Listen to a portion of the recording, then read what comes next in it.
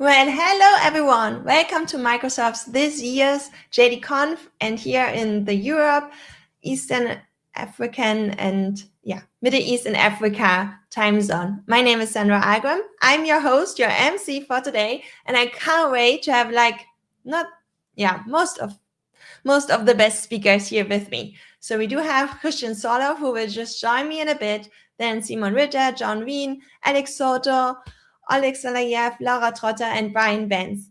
But before we get started, let's have a quick look at the code of conduct. So it's a long text for saying just please be nice to each other. We will ruthlessly delete any comments which are mean or not helpful, but we are looking forward to good comments, things to improve. Questions are always welcome, and also things that you like, please share them with us, because community is key here, and we always want to hear your feedback.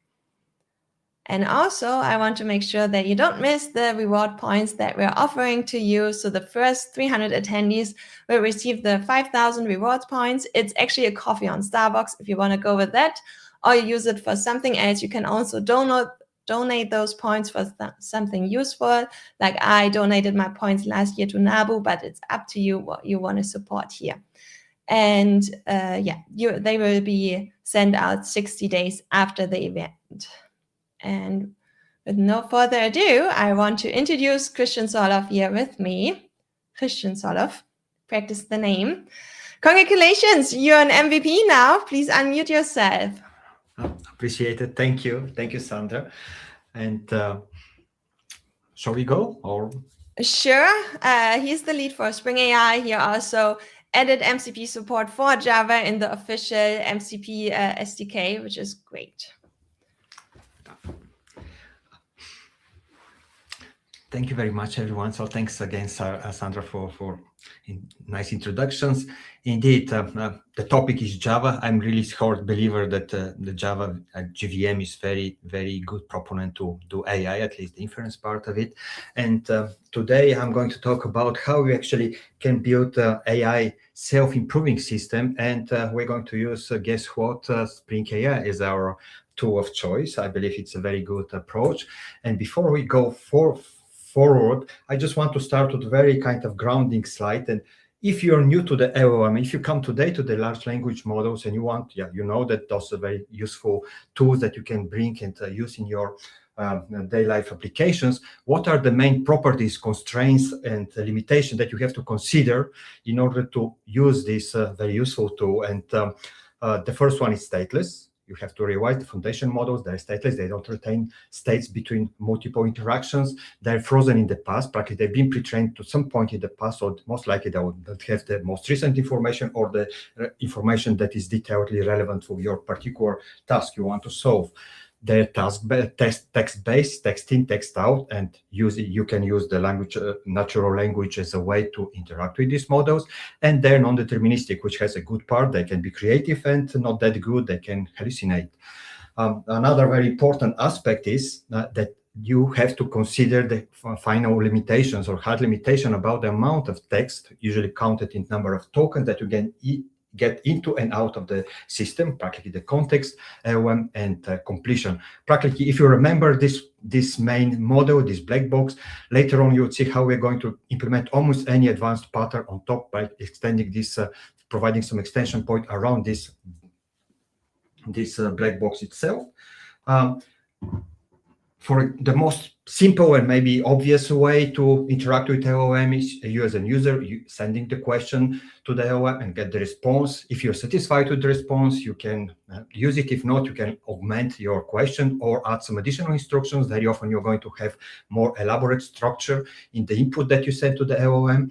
And this is practically a system prompt. And the idea is the more you start to use an AI system, you would realize that this is this relentless game and try to improve your context in order to solve the task in hand. So this is this game, and you're trying to find this optimal amount of data you're going to put in the context, not too much, not too little. It has to fulfill the constraints that we mentioned earlier, but enough to provide the satisfactory answer.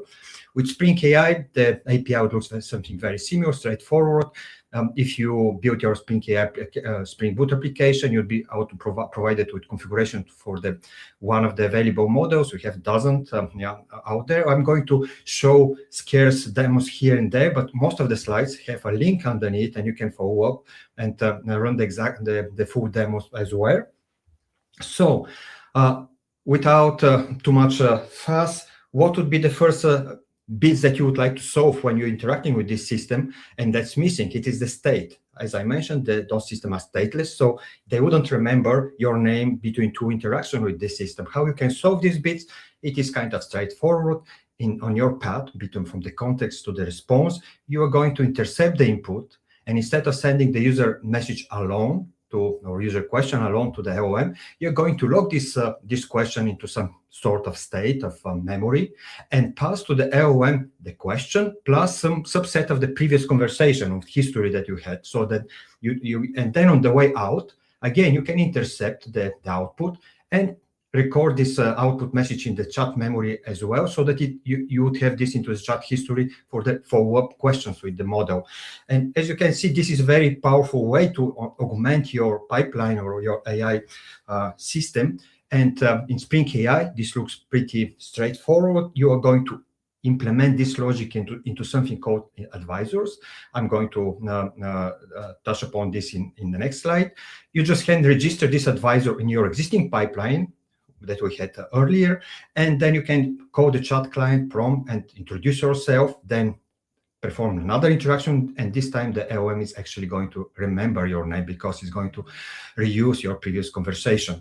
And when you talk about this intercepting input and output, this is a very common way to deal and to expand your LLMs and extend your LLMs to provide some additional behavior to it. Spring AI code is advisors. It is programmable piece of code that allows you to intercept the input and the output of your interaction with the LLM and actually alter those inputs and output as it fits. Another example that this would make a good sense is the prompt stuffing or retrieval augmented generation. So this aims to solve another limitation in the LLMs that we mentioned earlier. They've been pre-trained to some point of the time in the past, so they don't have most recent information. And if you want to ask a question that concerns your business domain, most likely you'd have to pass information about your business domain along with your questions. This is called prompt stuffing.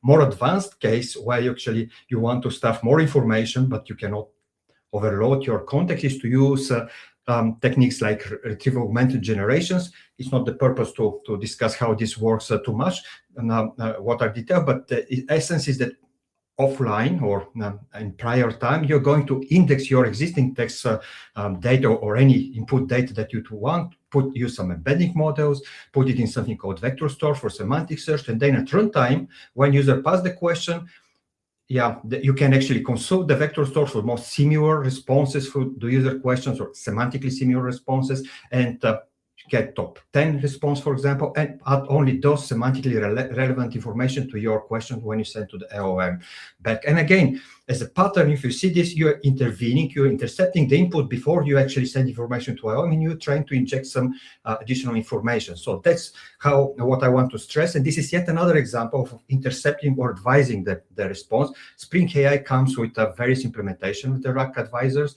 actually from the naive to modular advanced RAG support. The most simple way, so what you see here is indeed offline, the user is going to use some ETL techniques to preload the vector database with its data, and then at real time, the advisor is going to do this dance. It is going to use the user question to retrieve the most semantically relevant chunks in the exit database and stuff those into the user context before actually it is passed to the LLM. And in code, the loading can look something as simple as this. Spring AI comes with some simple ETL to allow you to load various data sources in the vector stores. And most importantly, this is how you're going to add the advisors to your existing chat client prompt. So the only thing that you added to this additionally is this additional advisor. And as I mentioned, you have various variation of this mechanism and these pipelines that you can build. And everything you have to do most of the time is just to add this additional advisor to augment this, provide this additional information. Another common use case where you're going to do, it's very common for the LLMs, as they are not deterministic, it is very hard to control what gets in and what gets out. So the common pattern for this, or techniques for this, is called guardrails, which actually allows you to protect what gets into the LLM and evaluate what gets out of it. So the pattern again looks very similar. You have the main context, LLM, and completion, but you can plug some sort of conditional checks before and after the execution of your pipeline. And as you can see, this fits very well into the same concept of interceptors or advisors. And here are two simple examples how that Spring AI provides. One of them is, for example, safeguard advisors. And this is very simple use case where you can have some predefined set of sensitive keywords. And before we send any information to the LLM, we're going to evaluate this, the user's input. And if it fails to satisfy our preconditions, we're going to directly return an error rather than letting this request reach the LLM altogether. So this is some sort of an extreme example of this, utilizing this use case. Again, we have the simple chat client, we have the prompt asking user, core getting the structure, the string response, but also we have configured this safeguard advisor that would allow us to prevent this interaction from happening. Another example for guardrails advisors, which actually protects the output of the LLM, is I think it's very useful. It's also available in the Spring AI. For example, it is called, the one that I'm going to show you is called Structured Output Validation, Validator Advisor. And you already start to glimpse into this self-improving mechanism that we're going to dive into later on. So how this structured response works, in general, as I mentioned, the LLMs are text in, text out. There is no structured response, but there is a particular technique that actually you can apply to extract a text structured response for your request if necessary. How it works in general, and that's how Spring AI implements it as well. There is a native way to do it, and so it's not supported, but the general mechanisms look something like this. Instead of simple text response, you can say, by the way, can you provide this response in certain Java type? And it can be something like this. I would like these record definitions. And then when you call the chat client prompt, you're going to say, okay, please provide the response in these actor films formats. What would happen under the hood, Spring AI is going to generate a JSON schema from this desired type. It's going to augment your original prompt with additional instruction, begging or asking politely the LLM to provide the response not in the plain text format, but into JSON format that complies with this particular schema. So the LLM would answer the question, try to fit it into the desired schema, and then you can use some sort of converter to convert this JSON schema into the desired type. And this works 99% of the times, but there is a cases where LLM is simply going to malfunctions and is going to provide a JSON format that is not compliant with this schema. If you don't have any additional validation for this response, what is going to happen? This converter will fail, and the user will see error that practically the response was not as it from the type that it was expected. But if you put a validator like this in the form of advisors, practically you intercept this path, and on the way out of the LLM's response, you have actually this validation. Does this actually text response is compliant with this expected schema, desired schema? If yes, we are fine, forward the response, everything is good. If not, we actually can send a feedback in form of the validation error back to the original request sent by the user and try again. Most likely the second time the LLM practically would correct. For example, this error would be you're missing this and that field, or something else in the schema is not correct. And this is a pretty common techniques to do it, but in very useful way to validate and self-correct the system before actually the response is even returned to the user. And this highlights another interesting aspect of advisors, that actually advisors, apart from only augmenting the input and the output, they also can have a loop or retry or recursively calling themselves back, like here. And this is the second type of advisor I would like to discuss. This is also supported by Spring AI. We call it recursive advisor, but you can safely call it also self-improving advisor. Practically, the advisor would provide some feedback and try again. Another example, very typical example where recursive advisor can be used is tool calling. tool calling is perhaps one of the most important mechanisms that LLM provides. Most of the foundational models, they've been trained to recognize these tool calling techniques, which works like this, which let them request additional information to be added to the context. So far, we've been exploring cases where you proactively put the presumably necessary context upfront in the context before you talk to the LLM. But more powerful scenarios where you actually let the LLM decide what context needs to be added to the context in order to fulfill the user-defined task. And that's the purpose of the tool calling. It is a very powerful mechanism to implement various patterns down there. But on the surface, it looks like this. You can tell with your original context that actually your client application provides some tools with additional information. And for example, this could be a weather forecast tool. You can say, I have a tool called Get Temperatures. Description, very important part that actually informs the LLM when to use this tool and if it needs to use those tools. And this description may sound something like this. It provides a weather forecast per the given location, and also you have to provide in the description the parameters expressed as a JSON schema that are needed to call this particular tool. You can have multiple tools registered, and then you can ask something very generic, like, what should I wear today in Amsterdam? I live nearby Amsterdam here.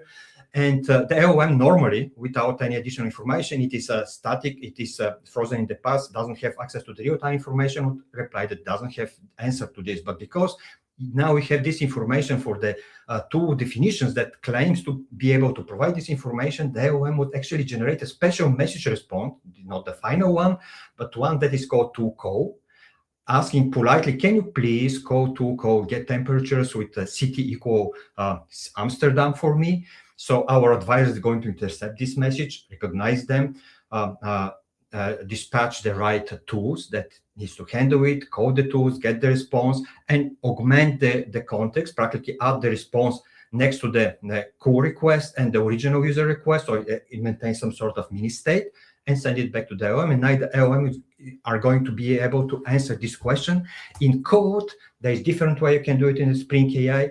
The simplest one is like this. You are going to create, again, augment, register the tools. This is this part here. You can tell all these tools. I would like to be you to actually maintain them as tool definitions. The simplest way to define tools is with annotated methods. So I'm practically converting this Get Temperatures method into a tool definition with this particular description. As you can see, this actually talks to real third-party service to obtain the weather. And what I'm adding here additionally is this tool call advisor that would implement this magical handling of this tool request. There is different ways Spring AI can support tool call requests, but for the purpose of this talk, I think this is the most advanced one and useful one to do. So we understood how tool calling works and how tool call advisors can help you build this recursive behavior to support tool calling into your interaction in the LLM. And furthermore, the more different features you would like to add to your pipeline, you practically can stack and extend the chain of advisors that you add to your chat client pipeline. For example, here we are stacking together the tool calling and that we're already familiar with, as well as the chat memory advisor.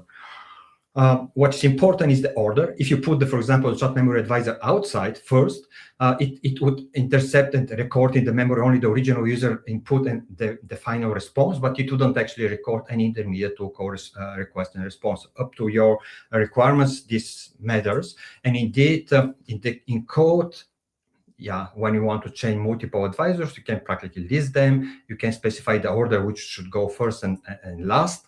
And this is a very powerful concept which would allow you to have emergent behavior and stack into your chat prompt, chat client definition, only the feature that you would like to use with these particular interactions.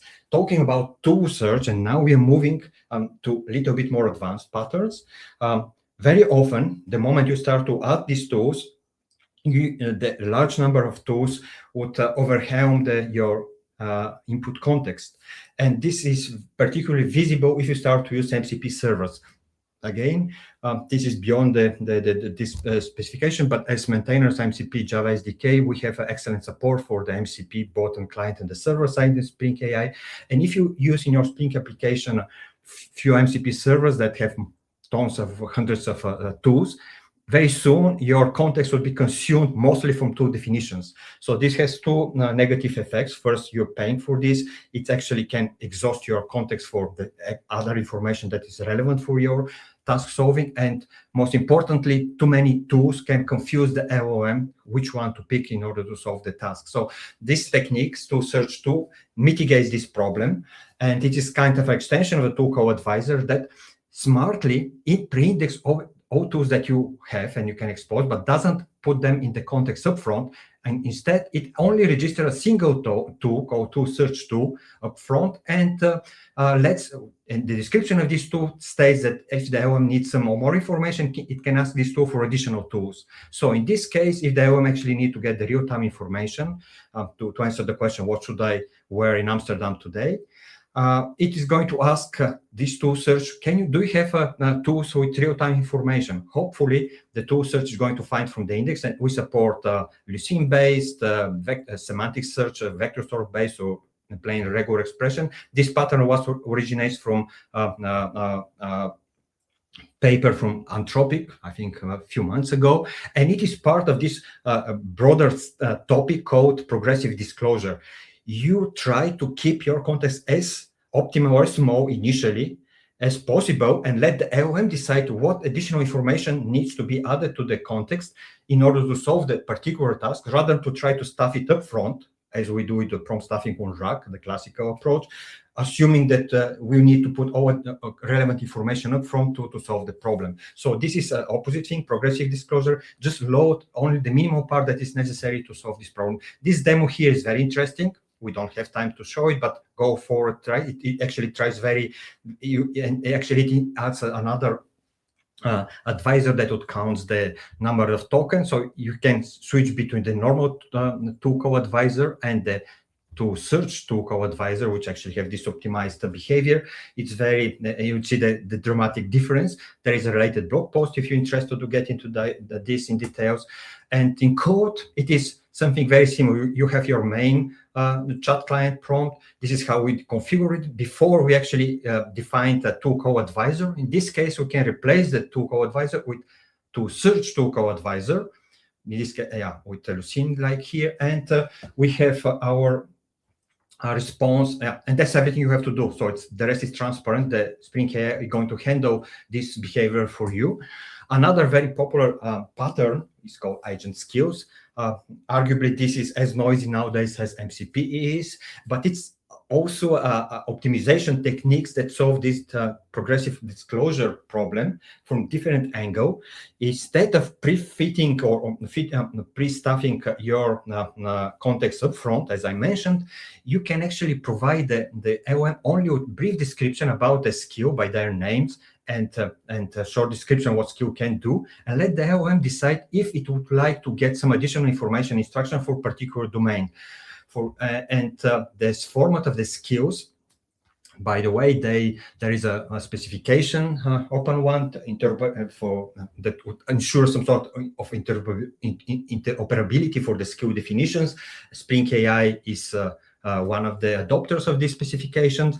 Under the hood, the very basic thing is just a folder with a markdown file called skillmd. The skillmd would have a metadata part, front matter parts, which would have the name of the skill, the description of the skill, some additional metadata like allow tools that this skill can be preferred to these skills. And the body of the skills itself document is actually the skills that are going to be loaded in the context on request from the LLM.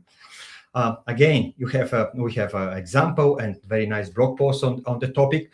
If you want to use it with Spring AI, the actual implementation behind is yet another dedicated skill tools, where you can actually register various locations with skill, either from the file system. You can actually use jars as a packaging mechanism, and there is a ongoing discussion for OCI and different mechanism to provide interoperable packaging of the skills themselves. Skills, according to the specification, can refer to other files reference. Again, this is the same idea. Don't preload everything up front, but just provide the skeleton, and it's hierarchical. And then with some reference for additional documents, additional markdown documents. If you opt for this option, you would have to register this additional file system tools, which allow the LLM to read files from your file system. And again, the specification would allow to execute scripts, scripts, which is a little bit dangerous behavior. But if you want to enable this, you have to enable the shell tools within your system. And in this case, it's advised to run your application into a sandboxed environment or container. Another, and maybe this is the one before the last, pattern that again tapped into the progressive disclosure problem, but solves it in different way, is the sub-agent or subtask problem. The way how this is solved is, instead of polluting the main agent or main application context with slightly irrelevant information, for example, in order to solve a complex task, you'd have all these small subtasks that you have to solve, and it is better to solve this task in the isolated context, and that's how this practically is sub-agents.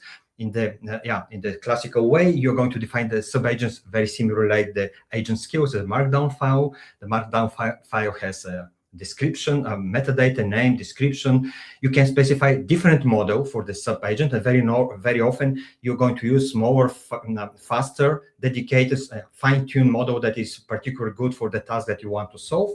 And the outcome of this is that the context that is specific for the task context is going to be isolated from the main one. Only the response for the sub-agent is going to be returned and will become part of the main agent context. Again, it's a huge, big topic, but you can find more in the blog post or run the sub-agents. We also support the 8-way approach instead of the local agent. So it's a very interesting topic in general, but on the surface, again, it is the same team. You have your chat client, you ask the client something, but you can actually register this additional tool calls that knows how to handle agent support. And it's called this, in this case, the task tool. And that's everything you have to do to support this. And the last pattern, which is kind of the summarization of what we are talking today, is the LLM as a judge, or the evaluation pattern. It is very powerful techniques to practically provide or control the output of your model. In a way, you can think of it like advanced guardrails.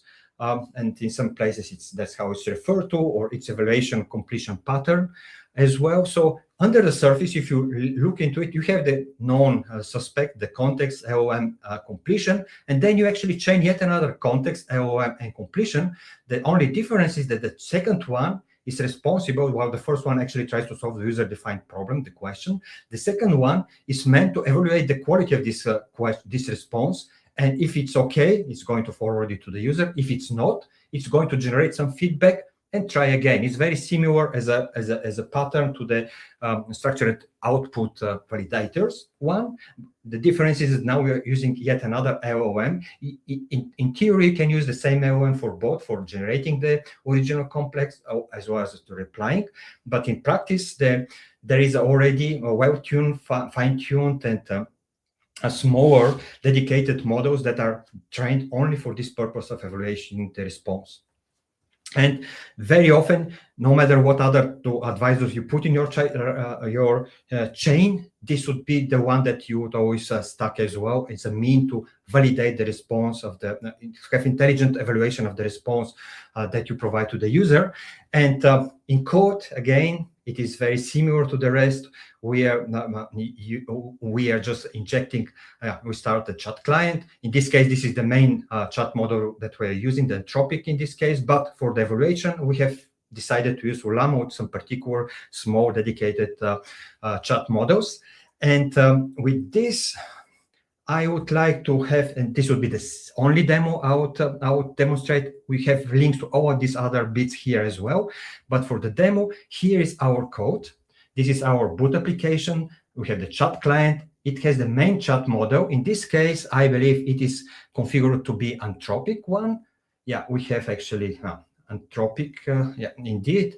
Yeah, it's here. And then we're using for the LangChain, for the LLM as a judge model. We're using a specialized model from the Hugging Face. I mean, this one, which is been trained to do this performance. And our use case is very simple. See, we are practically registering our LLM as a judge or evaluation advisor. We're also using the tool called advisor, the memory advisor. We also have some dedicated simple advisors that would allow us to visualize what gets in and out of the LLM model. And our use case, we have very simple tools, get the current weather and given location, but we deliberately are going to generate incorrect information. Let's even reduce this space a bit. Hey, Christian, thank you so much for your presentation. By the way, we have viewers from Pakistan, even Australia are still up to watch it with you. And we do have one question, and since you have the code already open, so they ask how, multiple users will interact with that application. How is the user data kept in one session? That's all done by Spring AI for us, or how is it done? So if you have, again, depends of the part that the state that you want to retain. If you're using, for example, the chat memory part, which is a typical request, you would have something, okay, and it even failed. So you're going to have something called context ID or session ID that would correspond to this user. And in the new version of the memory, for example, we also would have the user ID or actor ID that would additionally scope the space of the state that you're retaining per user and stuff like this. I hope this answered a bit. It is in the documentation, by the way. So, okay, the new version is coming out next week, I assume. Oh yeah, thanks for to raising that. We are making the M20 GA in May. It would be aligned with the Spring Boot release. And we have another one in November, which will be much more agentic awarded with abstractions. But the one in May is really Spring Boot 4, Jackson 3, all these much better hardened APIs. And yeah, a lot of goods. And you already can get M4 version of the Spring AI 2.0 available on Maven Central. Very cool. Thank you so much for your session. I've shared all the links to your GitHub repository in the chat. If you want me to share more links with the group of followers here, please send them to me and I can put it in the I would create a PDF for my slides and I'll share them with you so everyone can have that. There is an additional link here that they can follow to. Thanks a lot for that. Thank you so much for being with us.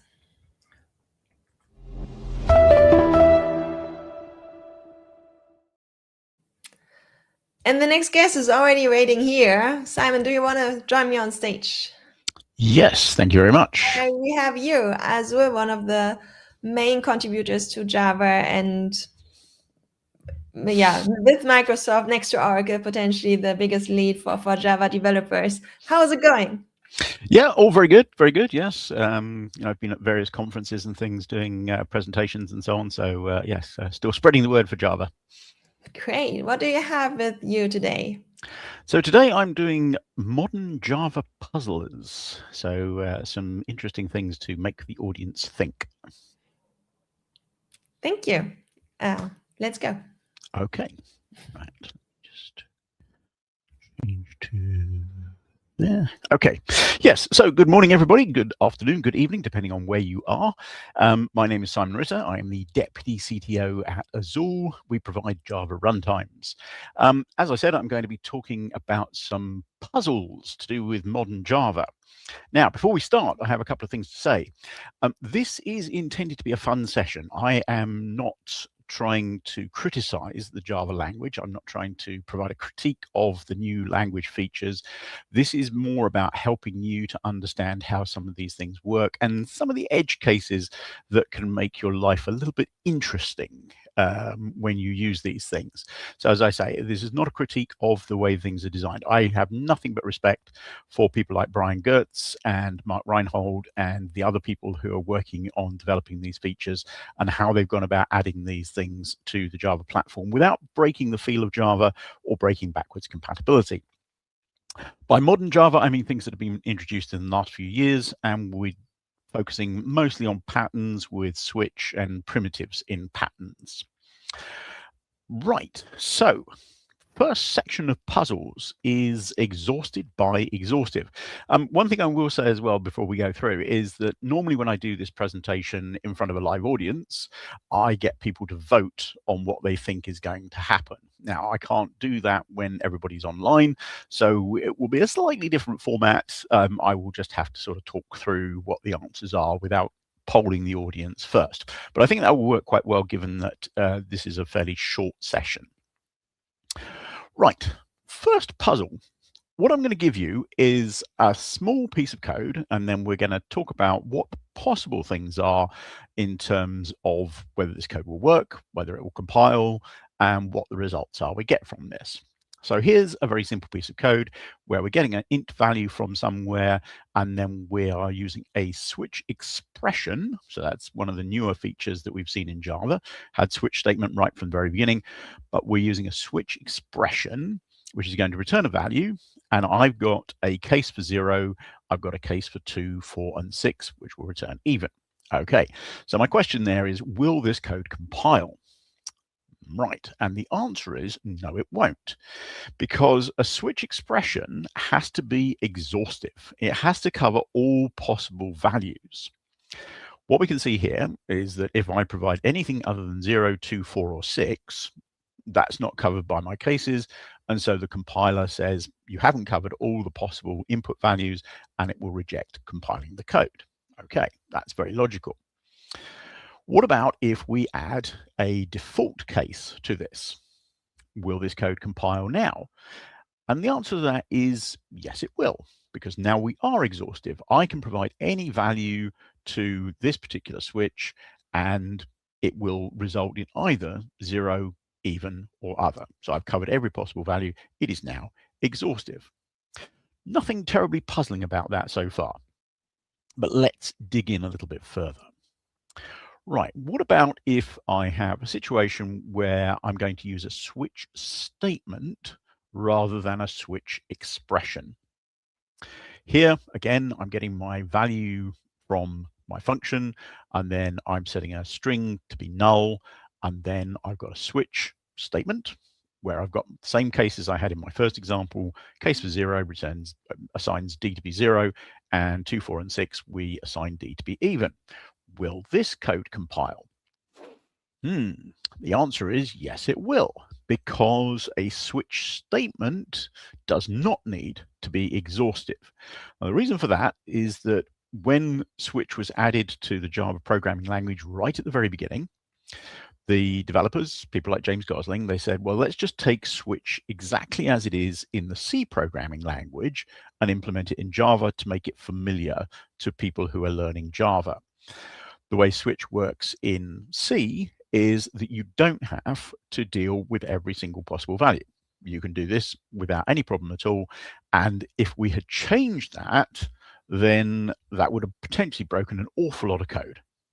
Bad backwards compatibility. So they decided that they wouldn't do that. So in the case of a switch expression, it does have to be exhaustive. And in the case of a switch statement, it does not need to be exhaustive. Right. So let's change our switch a little bit now. And this time what we're going to do is we're going to say integer x equals get value. Rather than using a primitive, we are going to use a wrapper class for that integer, and then we're going to switch on x.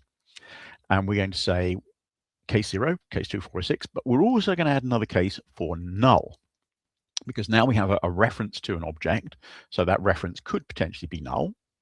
We need to catch that, so we'll have a case for null. Do we think this will compile? Because remember, we're using a switch statement, and we would think that because it's a switch statement, it doesn't need to be exhaustive. The answer is it won't compile. And what it says here is, this is the error message that you're going to get from the compiler. It says the switch statement does not cover all possible input values. Well, hang on. I said the switch statement doesn't need to be exhaustive. A switch expression does need to be exhaustive. And yet the compiler error message I get here quite clearly states the switch statement does need to cover all possible input values. This is where we get into the sort of nuances of some of these newer features. What I've done here is I've added case null. Now, case null wasn't possible before we changed the way that the switch works when we introduce switch expression.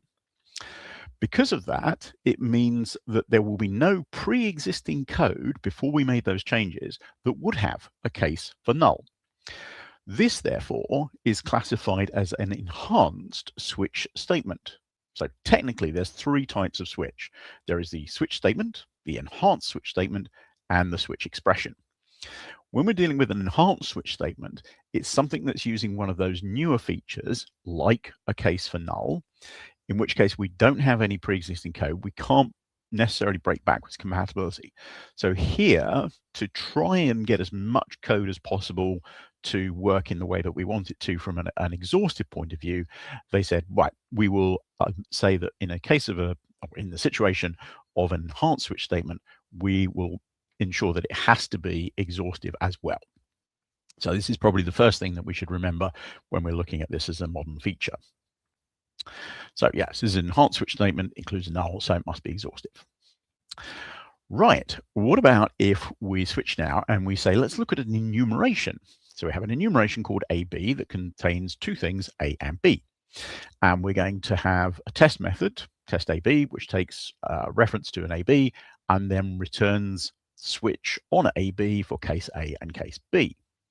Again, because we're returning what the switch returns, it is a switch expression. So in this case, it will compile because it's exhaustive. We have covered all the possible values of A and B. Great. What about if we change that to use a switch statement? Now, we've still got our enumeration AB, but what we're doing here is we're saying for case A, we will return A, case B, we will return B. Rather than returning the value of the switch expression, use the switch statement. One thing I'd also kind of point out here, which I found a little bit odd, is that when I was compiling this code and writing this example, I had to add the braces. And I still don't quite understand why I have to have the braces around that return statement. Since it's a single statement, I would have thought I could put that on its own, but I needed the braces to make it compile. So what happens here? Well, in this case, we actually get an error. The error says there's a missing return statement. And this is, again, where we kind of get into these puzzlers, because, of course, in the switch expression, we are exhaustive. But in the switch statement, it's essentially saying that there's some situation where we're not going to return a value from our method. How can that be? Because if we've got an enumeration which is A and B, we have a case for A and we have a case for B, we're returning something. Why would the compiler not allow that to go through? And the answer is that you have to look in the Java language specification quite carefully to find out why this is not going to compile. In section 13.4.26, it says adding or reordering constants from an enum type will not break compatibility with pre-existing binaries. Essentially what that's saying is that if we had our enumeration declared outside of the source code file in which test AB method is compiled, then we could potentially add a C or a D or whatever to that enumeration, and then our precompiled code for test AB wouldn't work. So it would break compatibility. So then we have to go back to our switch expression, because of course this technically you would think same thing applies, doesn't it? Because I've got an enumeration, I could have that outside of the source code for test AB. I've got a test A, I've got a test B. If I change my enumeration to include a C or a D, surely that's going to break backward compatibility. Once again, you have to dig into the code quite carefully, and you have to look in the Java language specification, and it says, as with sealed classes, although adding an enum constant to an enum class is considered a binary compatible change, it may cause the execution of an exhaustive switch to fail if the switch encounters the new enum constant that was not known at compile time. Again, this is one of those things where the definition of the Java language is a very difficult thing to include new features. And that's why I have a lot of respect for the people who are doing this, because there's so many different edge cases that they have to deal with, like this particular thing. So this is a situation where even though the switch statement will not compile because of backwards compatibility, the switch expression will. Right, section 2. primitives in patterns. Right, what we can do now is we can use primitives in patterns. Now, this was something that we couldn't do before. It was JDK 23 that introduced this. And this is where we see some very interesting effects of the fact that in Java as a language, we're object-oriented, which means we have classes and we have objects. Great. But we also have primitive types. And there's a bit of difference between primitive types and reference types in that they don't work in exactly the same way. You can't treat a primitive reference in the same way as an object reference in many situations. We also have the idea of auto boxing and unboxing that was introduced quite a long time ago in Java, which allows you to use primitive values and the compiler will automatically box those into a wrapper object if necessary. And where you're using a reference to a wrapper object and you need the actual primitive from that, the compiler can auto unbox it to make that value available without you having to extract it manually. So let's look at this. I've got a method called testInt, which takes a primitive int as a variable. What I'm then going to do is switch on that, and I'm going to use a switch expression. So return a value from it, switch on n, and then I've got a case for byte, b returns byte, case for int, I returns integer. And then I'm going to print out whatever r is. So the question would be, does this compile? And the answer is yes, because the switch expression is exhaustive. I'm passing in an int as a primitive, and because I have a case for int in my switch, it means that any possible value that I can pass in as an int will be caught by that case. So it is completely exhaustive. There is no problem with that at all. I don't need a default in there because I have got an int. What about if I do add a default to this? How is that going to play out? Well, the answer to that is it won't compile, because the compiler will say, well, hang on, because you have int, which will catch anything that you can actually pass in as a value to that method, there is no need for a default. And if you try and add a default, it will say you've got both an unconditional pattern and a default label. The unconditional pattern is that case of int, because it will unconditionally match any value that I can pass into that method. This is good because the compiler is essentially saying that the default is unreachable, so we don't need to worry about that, and that would cause problems in terms of our code. Okay, let's look at what would happen if we pass some values to this. If I pass testInt a value of 1024, is it going to print out byte or is it going to print out integer? And the answer to that is it will print out integer. That seems very logical, but it's worth exploring why that happens. When we pass in our int value of 1024, when the switch is being executed, we have to perform a runtime check of the value that is being passed to see whether it is a value that will fit into a byte. If it is a value that will fit into a byte, we can match against that case. If it's not, then we'll match against the case for int, because as I said, that will catch any value that's an int. In the case of 1024, that will not fit into a byte, so we don't match against case byte, we match against case int, and we print out integer. Very logical, nothing to worry about there. What about if we pass in testInt and pass in value 42? Well, I hope that everybody here is going to think to themselves, if I'm trying to match against case byte, byte is an 8-bit value and 42 will fit into an 8-bit value, so we match against byte. But again, it's worth reiterating that this is a runtime check. We're checking the value of n at runtime to see whether it will fit into a byte or whether it fits into an int. How about if I cast that 42 as an int? So I'm trying to say, actually, I really want to pass that as an int. Will that match against byte or will it match against int? Trying to force it to be an int, will it match against int? And the answer is no, it will match against byte. Even though I'm casting the 42 as an int, because test int takes an int as a value, as a parameter, when I pass 42, even if I cast it as an int, it's always going to be an int. That's not the important thing in this situation. We can pass in an int, but the runtime check is happening when we perform the switch. So the runtime check will look at what the size of that value is. Will it fit into a byte? Yes, it does. It's always going to be in an int. So when we pass it in, but it's the value that's the important thing when we analyze it using the switch. So we still get byte in this case. Okay, how about if we use a wrapper class? So let's call test int integer.value of 42. What that's going to do is it's going to create an integer object reference for 42. And what do we think we'll get here? Do we think we'll get byte, or do we think we'll get integer?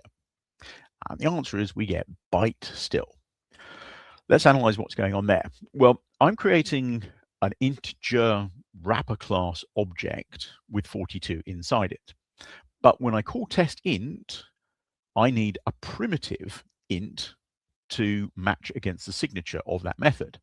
This is where the compiler will say, well, hang on, you've got a reference object there, reference type, but you need a primitive type. So here we are going to see auto unboxing. The compiler will say, well, the wrapper class doesn't match against the primitive. We'll unbox that value of 42 into an int, pass that to test int, and because the runtime check then does the same thing, 42 will still fit in a byte, so we print byte. Of course, this is code that I certainly wouldn't recommend you actually write, but it's worth understanding how things actually happen when we run code like this. Okay, now what about if we change the order of the cases? So we're going to have case int I, integer, case byte b, byte. And then again, we'll pass in a value of 42. What do we think will happen here? Will we get integer or will we get byte? And the answer is we won't get anything because this code will not compile. And this is because of another thing which we have to understand in terms of the switch expression, and indeed in terms of the switch statement. We have what's called domination. Because int will match against any value that we can pass in to our method, if we match that first, everything, regardless of whether it will fit into a byte, will match against that int. So we will always give the value integer. That doesn't make any sense because it means essentially that case byte is unreachable because everything will match against case int first. Case byte is unreachable, so the compiler will reject that because it avoids an error in your code because of the way that the code has been defined. So it warns you of the fact that you've got this dominance in your switch. A little bit of let's kind of step back and look at how primitives work with instance of compared to how they work with switch. So let's take our x as being 42 again, and we'll say if x instance of int, print out int. Do we think this will print out int? Well, I hope everybody's going to say yes, it will, because we've got an int primitive value of 42, and we're saying, is x an instance of int? Well, yes, it is, because we've declared it as an int, so it must be an int. Therefore, we print out int. Good. What about if we say, if x instance of byte, print out byte? Again, hopefully everybody knows now from what we've seen previously that we'll perform a runtime check to determine will the value that's in x fit into a byte? If it does, then we can represent x as a primitive byte, so it is an instance of byte, in which case it will print out byte. Great.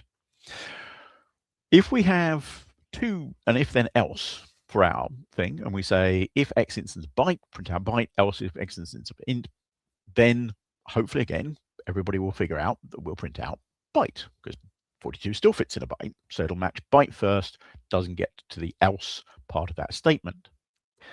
However, if we say if x instance of int, print out int, else if x instance of byte, this is going to be slightly different to our previous example because it will print int. In this case, it's going to print the first match, not the best match. even though our number will fit in byte, because we're testing to see is it an instance of int, we don't see pattern dominance like we did in the switch. That's the only way, or the only place where you will actually have the compiler analyze whether the order of those cases means that one is dominating another. If you want to use an if statement, then the compiler is not going to complain about the fact that int will always match everything and you will never get to the test against byte.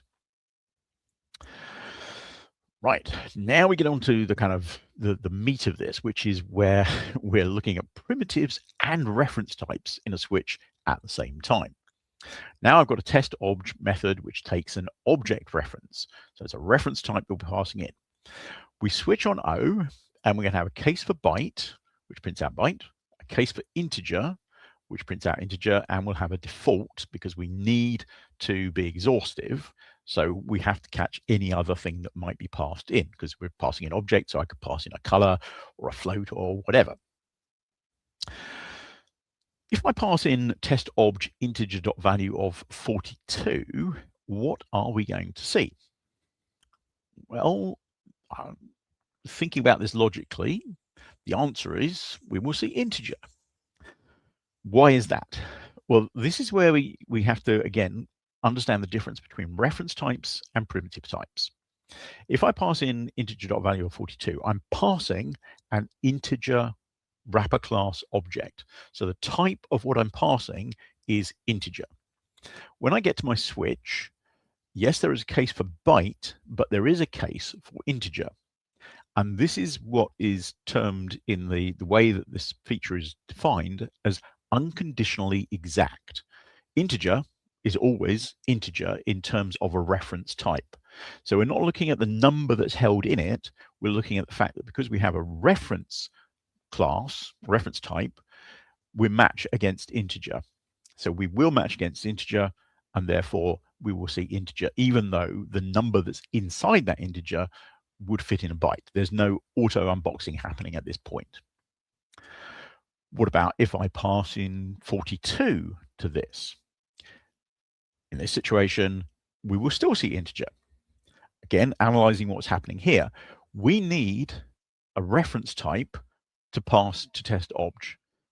When we call test obj 42, that is a primitive. The compiler will auto box that, but because it will auto promote 42 into an int, because it fits into any number that fits into an int will be an int rather than the smallest type that it will fit into. So it won't auto box it into a byte or a short. It will always auto box numbers into an int if they fit into that, or else a long. So what we're getting when we auto box 42 is an integer reference type. So again, it's unconditionally exact, and so we will match against the integer and print out integer. Now let's say we have a byte that we create as a primitive value, byte b equals 42, and then we call test obj with b. In this situation, we will get byte. What's happening here is that the compiler knows that b is a byte as a primitive. When it auto boxes it, because there's no automatic promotion, it already knows it's a byte primitive. It will auto box it into a byte reference type, pass that test obj. Then when we get to the switch, because we don't have an integer, we can't match against the case for integer. What will then happen is unboxing. So we unbox our byte into a byte. And at that point, we know that 42 fits in a byte. We have a byte as a primitive reference, and we can match against that, and we will print out byte.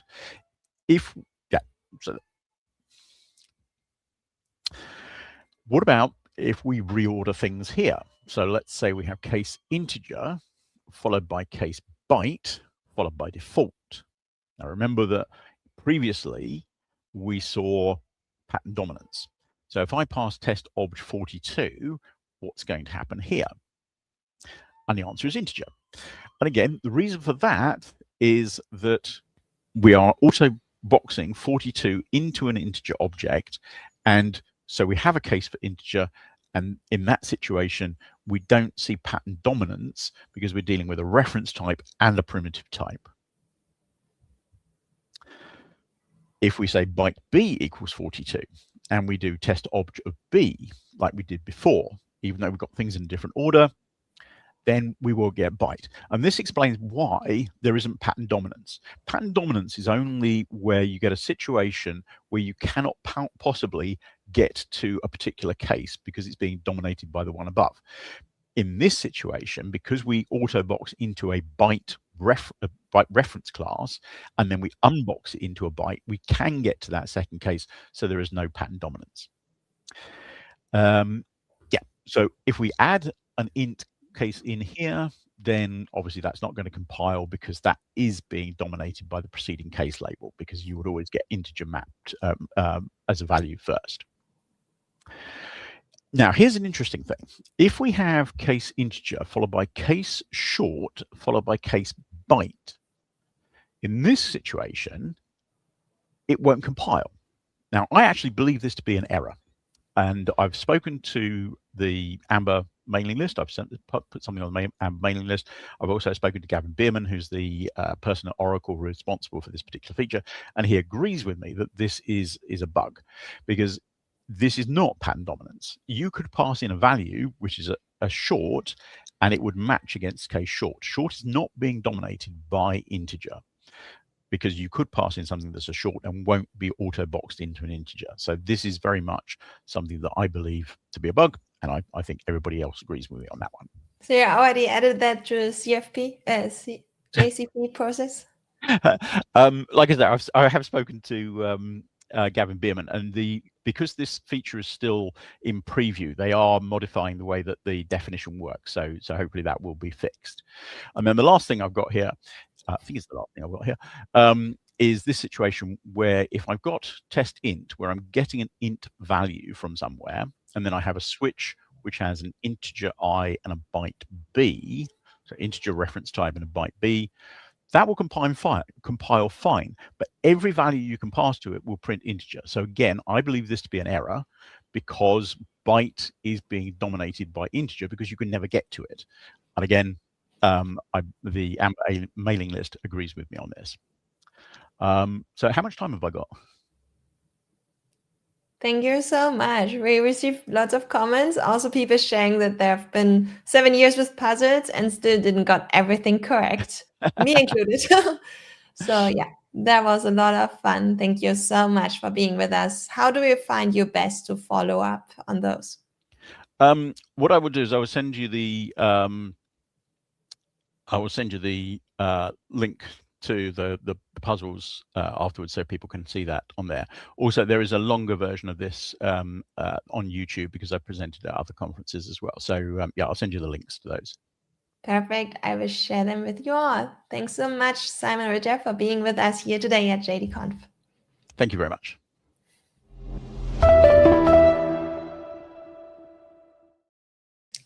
And with no further ado, because we're like 2 minutes behind, I want to welcome Warren Wien on stage. Well, thank you very much. And thank you very much for attending here.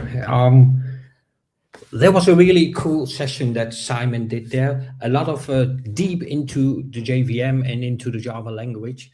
Well, I promise you now a session which is going to be way more high level. It's about the Dutch IRS and how we implemented AI-assisted app modernization. Let's start right away with let's give it a head. Oh. I can't wait to hear your real Sorry, am I being too energetic here? Okay, I'll continue. So I'm currently a senior software engineer consulting the Dutch IRS, which we call Belastingdienst, and I'll stick to the Dutch word from now on. I've had more than 20 years experience in enterprise Java, in general Java, Spring Boot, all those kinds of things. More recently, I'm more focusing on AI-assisted development, but hey, who isn't at the moment, right? I wrote several books on Java, Kotlin, Jakarta EE, and stuff like that, and I like to speak at international conferences like this one. So let's just start with who is the Belastingdienst, because let's just do some key figures that we have here. On an annual basis, we collect 375 billion euros. That's about 1 billion euro a day. So you can imagine that our systems need to be available to get that kind of money in, right? We got 27,000 employees, and we're actually growing quite rapidly, which often happens with governmental organizations. And in 2020... Interruption. Can you please reshare your screen? Because currently we are having the wrong one to share. We don't want to most certainly not share your emails. Okay, I'll go back to sharing it. Thank you. So let's see what... Totally normal when being live.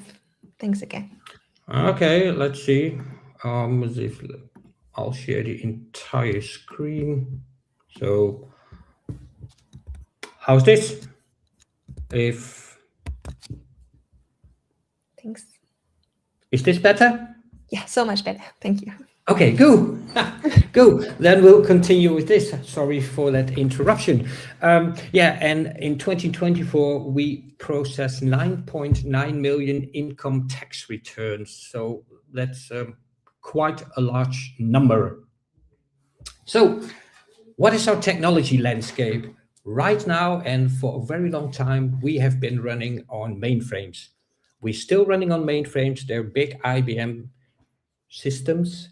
And actually, we recently received some new ones. So it's really top-notch stuff. And they're running a lot of battle-tested software. It used to be that like all Java things would run on the mainframe as well, but now it's mainly COBOL and a little .NET. But still 20% of our systems are classified as legacy. So we really needed to change. So we shifted to this new world, which is called OpenShift. So that means Red Hat OpenShift with Kubernetes underneath.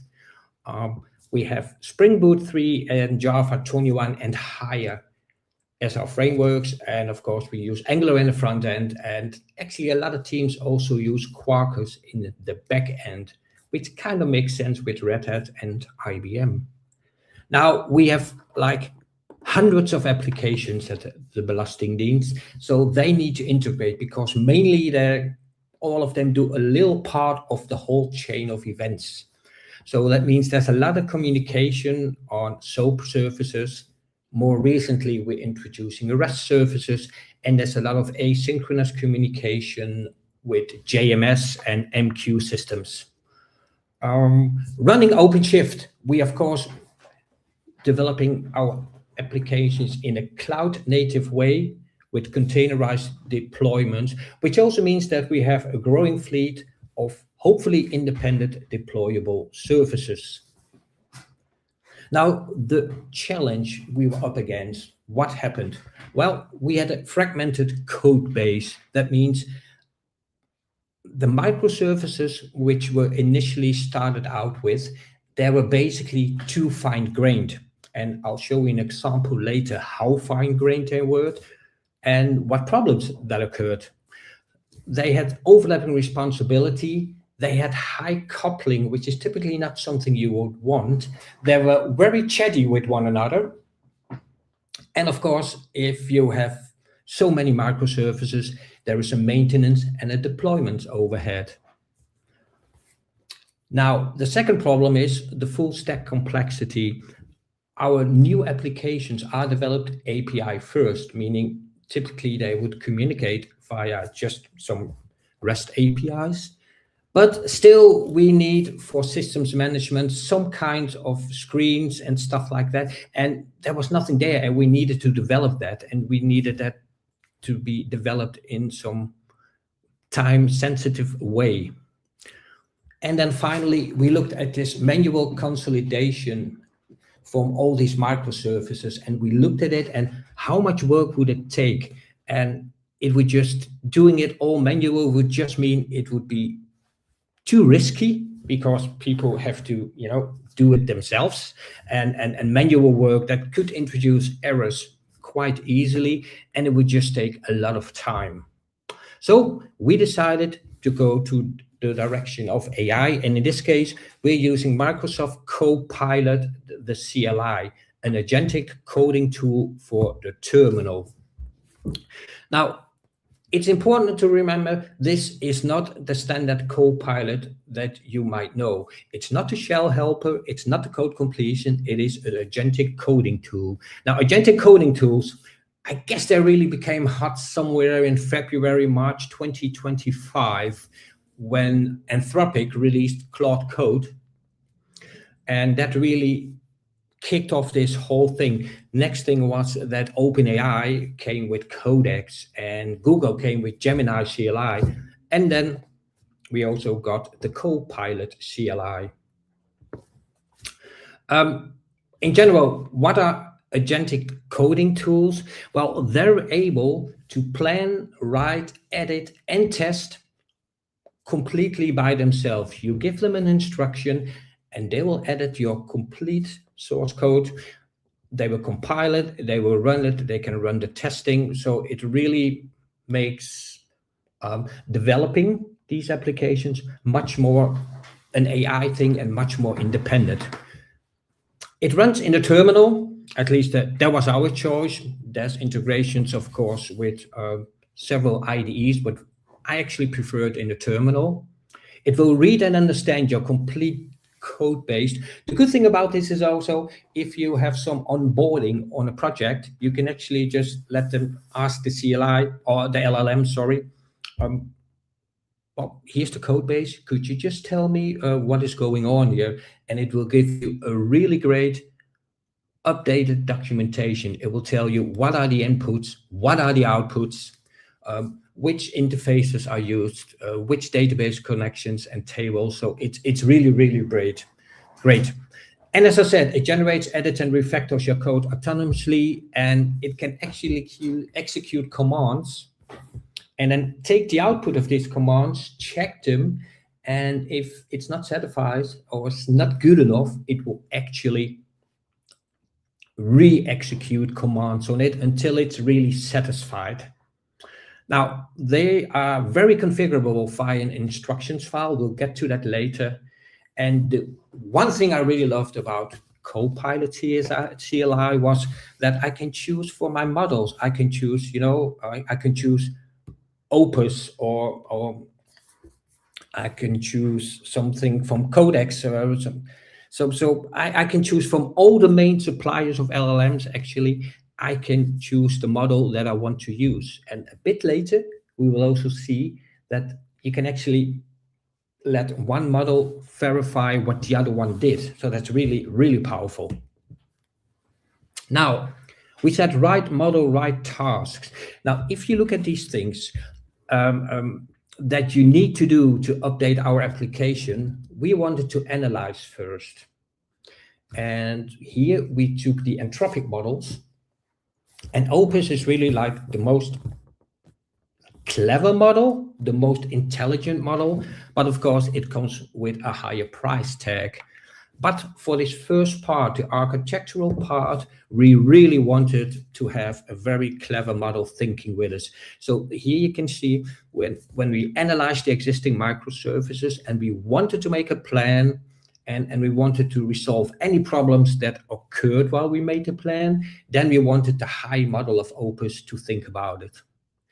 The actual bulk of the work we did in Sonnet. Sonnet is this model which is such a great balance between cost and intelligence. So it sits there in the middle. And there we did a lot of work. And then there is, for the very easy task, there is this very simple but very fast model called Haiku.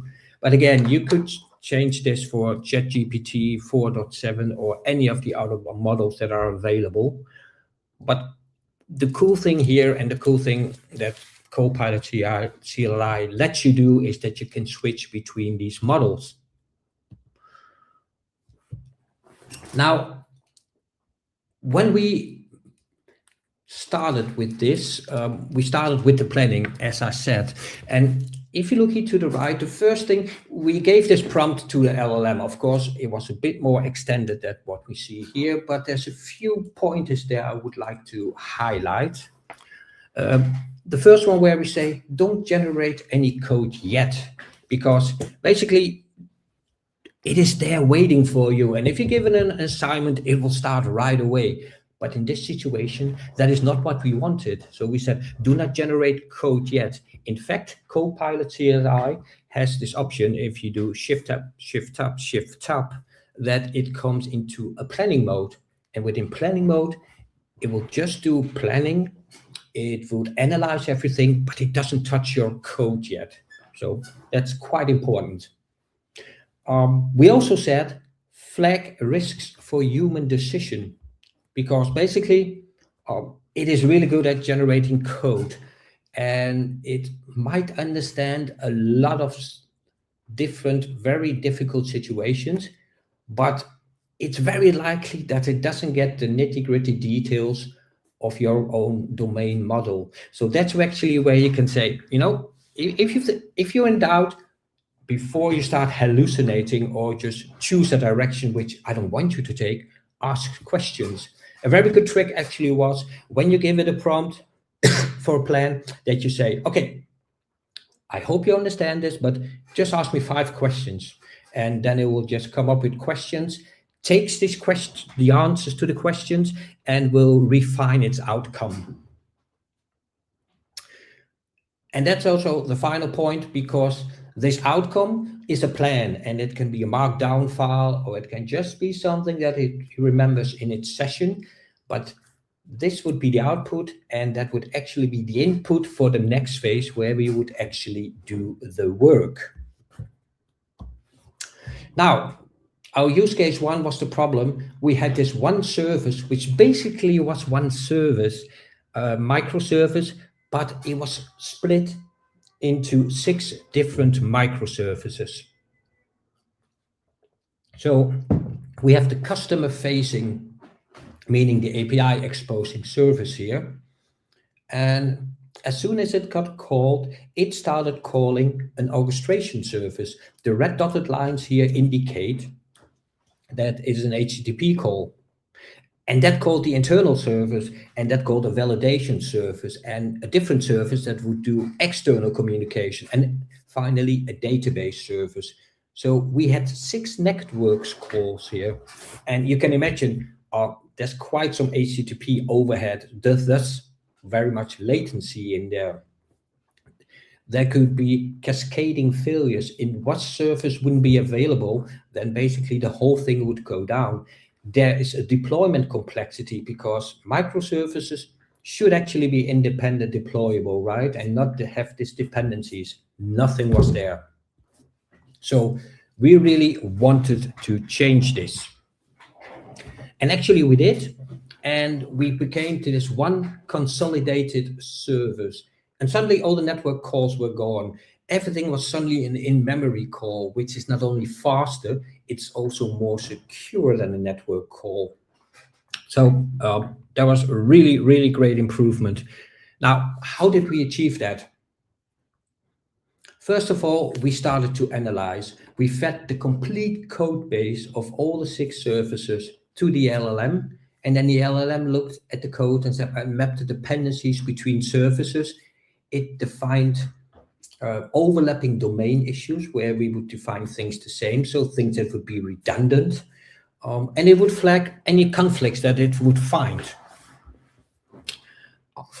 Once the analysis was complete, we asked it to create a plan. So create literally a structured migration plan, and it would come up with a lot of tasks that it needed to do. And wherever it thought there was a problem, it actually asked us, the humans, for like validation in what direction to go. Now again, here we used a very smart, very intelligent Opus model. And then once we completed these 2 phases, we could actually switch to a different model and say, okay, now just generate the code.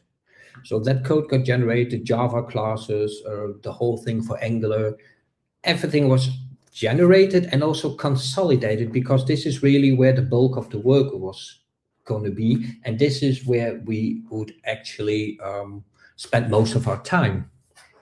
And then finally, there's the cleanup phase where you could use the simple haiku model, which would just wrap up things together, completely rewrite the unit test, because suddenly HTTP calls were in memory calls, so that's different work to do. And what we learned here is you really have to define your target architecture up front. Tell it how you want it to be. If you're staying vague there, then the outcomes will be vague because the LLM basically has to guess, right? For our second use case, we had this full stack generation. So basically, we have front end and back end applications. Here, because it was completely new development, it was quite interesting because we told the Copilot CSI, okay, here's a directory with a front end project, and here is a directory with a back end project. And I want you to balance these two. If something in the front end changes and a parameter is added that should be passed to the back end, it should change these things at the same time. So it should keep the system in check and in balance with one another. And I think we were really extremely happy with how Copilot CSI managed to do this. We could see that at the front end, it was really good at just generating all the scaffolding, all the bullet code, all the routines. That was really, really good. And we only needed to focus there where business logic came in. So there could be domain-specific UI logic. Normally, no, there should be no specific business rules in there, but there could be domain logic, right? You got a drop-down box, you select something from it. That means that a second drop-down box might actually change the number of options in there. So that's where the manual work really came in this situation. And it was the same for the backend. It could easily generate all the code that we needed until we got to the domain-specific business rules. Another thing that we notice is that especially security-sensitive logic, of course, they need to do things. And this could be like not exposing personal information in log files, for instance. So the key lesson here was, if you want to do all the scaffolding, I think AI is perfect, but you're still responsible for domain logic and security. Now, how did we get there? One of the best practices we found is this instruction file. You can instruct Copilot by creating this Copilot instruction MD, and all the other CLIs have the same. Claude has this claude.md file. And basically here you're telling, okay, what are the rules? You can tell your conventions. You can tell, this is the way we develop code. This is the way we want to do it. We want to use records for DTOs, or we want to use JUnit 5, or we want to use Mockito. And you can also tell it something like, okay, max method length could be like 30 lines. So you don't want to have, or you could say, I don't want to have a cyclomatic complexity level higher than 7 or whatever. So you could set something up here. And you can also say what shouldn't be done. So never log personal information in log files, and always use pre-authorized on every endpoint so that it is never an open endpoint. Basically, if you have something like code conventions, and I guess most development teams have their style of coding, you can put it in here and the AI will actually mimic your style. Now, a second thing we thought was very, very useful were custom slash commands. The CLI is basically controlled by slash commands. If you would do slash model, you can change the model you're using, but you can also add your own slash commands. So we had the slash command new controller, and basically you would specify the rules behind the slash command, and the AI will pick it up and it would just generate this code based on what you want. And this is basically all these things, these slash commands, they sound really difficult, but they're basically just markdown files in which you give this definition. Now, another thing which we did not use extensively, but we did have a look at, was actually the Model Context Protocol. It's a protocol also defined by Anthropic, and it basically gives additional capabilities to your agentic coding tool. So it is easy to connect to GitHub via an MCP server, or for instance, Jira. You could say the situation where you have a Jira ticket because there's some bug in the system or there's something needs to be changed, and you could actually tell to Copilot, right, we got this Jira ticket ABC. Can you look it up? Can you read what's the problem? Can you look at the code, and can you come up with a reason how to fix it? Or you could even say, don't give me a reason, fix it, create a pull request automatically. So you're spawning off the AI then to do all the work for you already, and your job is really just, okay, let's look at the pull request he came up with. So there's MCP servers for a lot of different things. As we're using DB2 on the mainframe, that would be an option, or Postgres. And of course, if you're using REST endpoints, it's very likely you're using OpenAPI or Swagger as well, which you can either generate or you can use it to generate your code. Now, one more thing that we saw that really improved the usage of Copilot was using LSP. LSP stands for Language Server Protocol, actually also a protocol initiated by Microsoft like some 10, 15 years ago, I believe. And basically what it does is it picks up your source code and it creates an abstract syntax tree. Basically what your IDE already has, where it shows you, okay, these are the methods, these are the classes, these classes have these methods have these like instance variables and stuff like that. Now, that is very, very useful, especially if you're refactoring, because we before said that the agent can do a lot of tasks, and it could do editing tasks and finding tasks. But if you say, okay, I have a method called some method, and I want you to rename it in something like another method, then it would normally do a grep, which would work, but isn't ideal.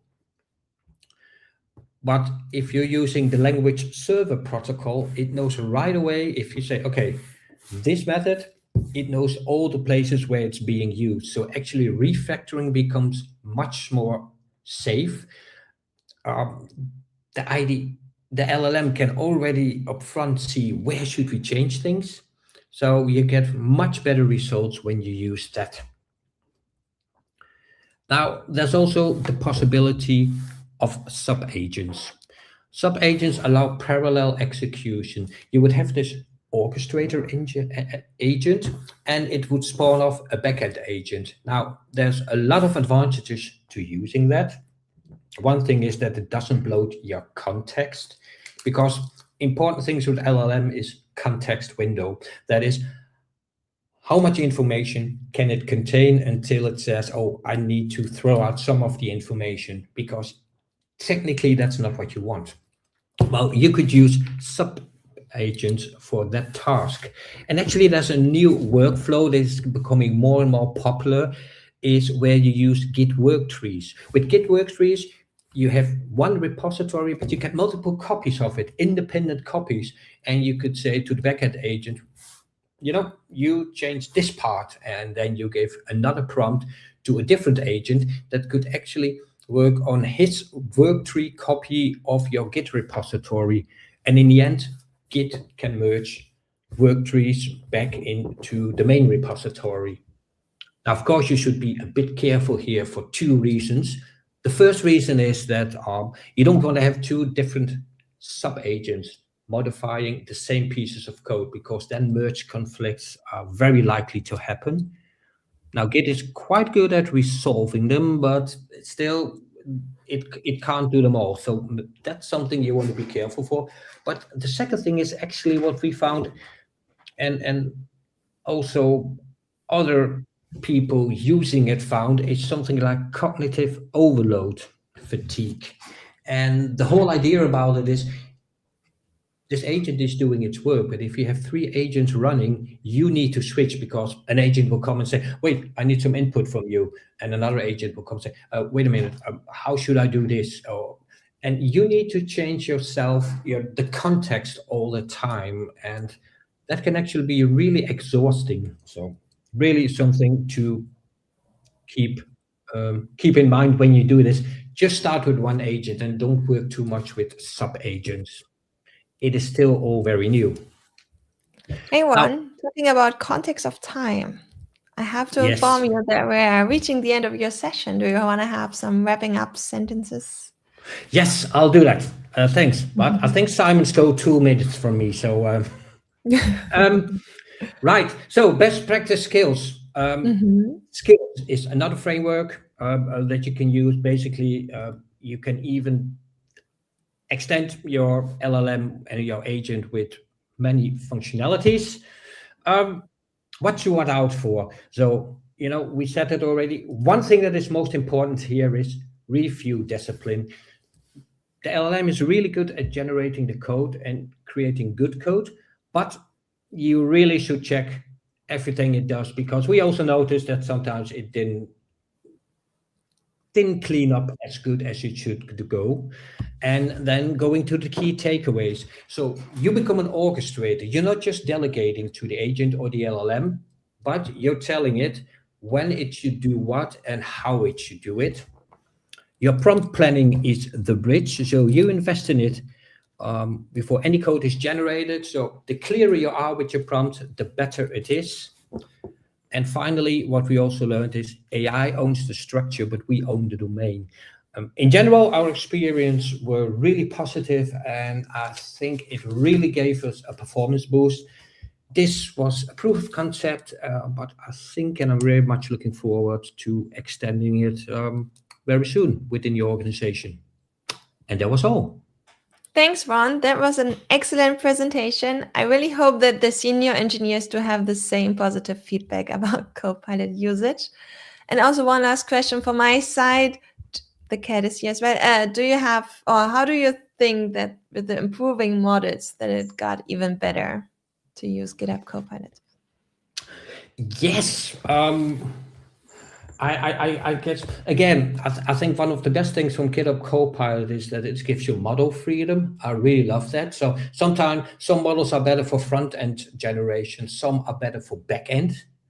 Also between, ChatGPT or Anthropic. So even between different manufacturers, I think that is really good. Anthropic just announced a complete new model that blows all the other models away. But I think recently, I have been really surprised by GitHub Copilot. I was using Cloud Code and Codex on OpenAI, but I think Copilot really is catching up and is really, really very performant. So I'm actually quite happy using it. Okay, thank you so much. It was so great having you. We will send out the slides afterwards. And with no further ado, let's welcome on stage Alex Soto.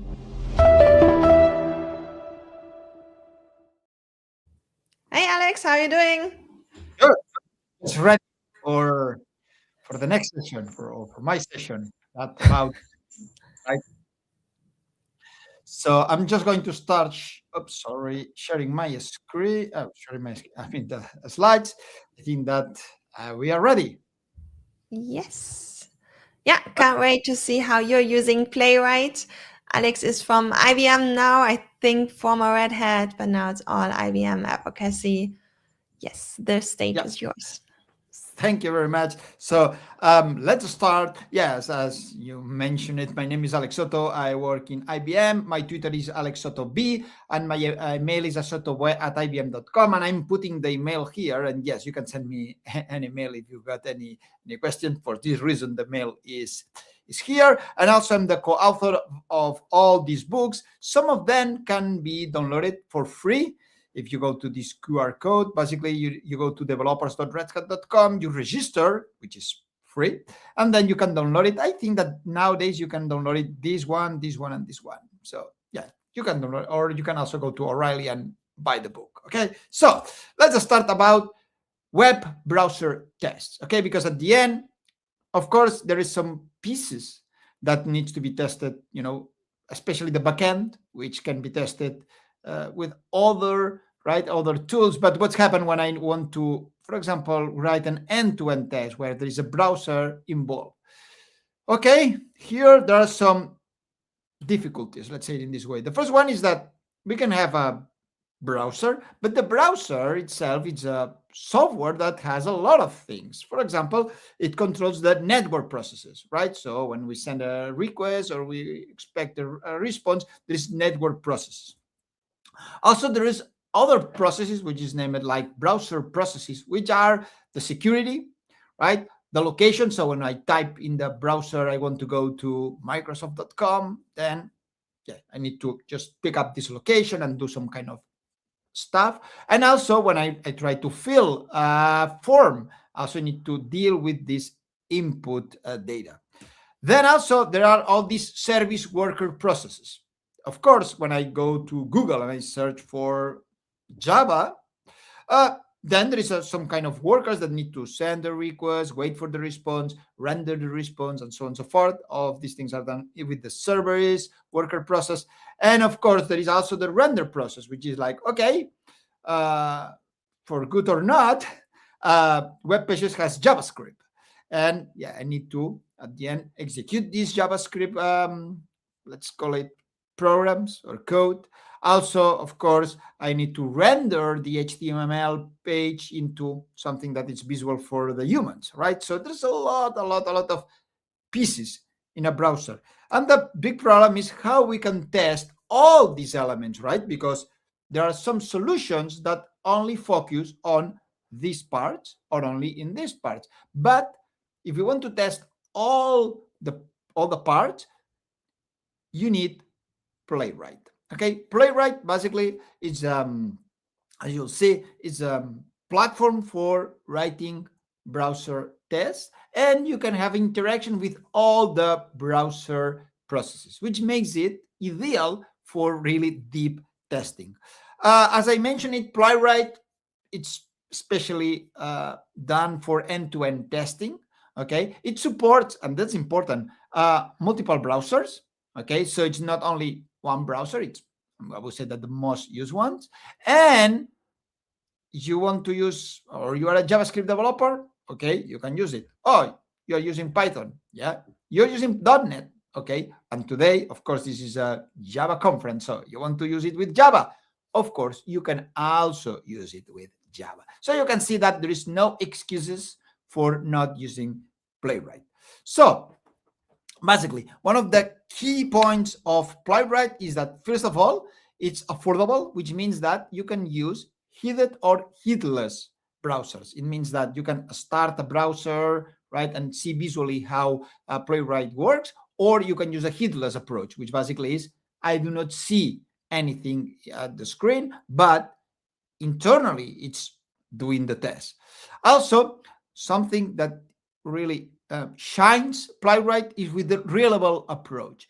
Basically, it helps you a lot on having not flaky tests, because in other platforms or other testing platforms or browser testing platforms, right, you have a lot of flaky tests because it's like, oh, yes, we are waiting for an element and the element is not visible, things like that. In the case of Playwright, implements auto waits, so you don't need to do any kind of waiting process. Automatically, if you ask Playwright to assert that some element has a specific value, Playwright automatically waits till this element is visible. Also, it has the feature of test isolation. So it means that you can reuse the same browser, but start new context. So it's super fast creating browser context, which makes all your tests isolated, right? So it's fast and secure. Also, it's fast because it lets you parallelize or even implement sharding options. Can be run standalone or with JUnit in the case of Java. Today's demo will see the standalone approach, but it's true that you'll see that also you can use it with JUnit.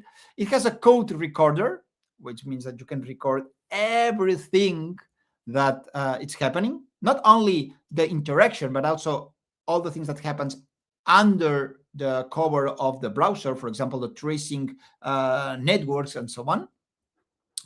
It's prepared for agents. So it implements some agents like the planner, the generator, and the healer. There are some test agents that helps you on planning tests, generating tests, or also verifying why a test is failing and find possible solutions. This is something, or it's a topic that we are not going to cover today. And then finally, of course, it has a code assistant. It's a code assistant ready. It means that it offers you some, let's say, tools or extensions, right, to integrate with code assistants like Claude, IBM Bob, and so on. This is something that we also going to demo today. So how a Playwright test looks like. Here, I'm just showing you a standalone test. It means that it's a static void main method, right? Not a JUnit, which is something that for end-to-end tests, some teams prefer over relying on a JUnit framework, okay? But you see that, first of all, you need to instantiate Playwright. Then you need to select the browser. You see that you do it programmatically. In this case, I'm using Chromium. Then I launch it, okay? And I create a new context. As I mentioned it before, you can create browser context. It's the same browser, but all the operations that's going to happen during that, in that context, is going to be isolated from another context, right? So you can just try different end-to-end tests or different paths, reusing the same browser, but in different contexts. This is, speed up a lot the not only the security of the test, but also the speed of the test, right? Because you don't need to start over and over again a new browser.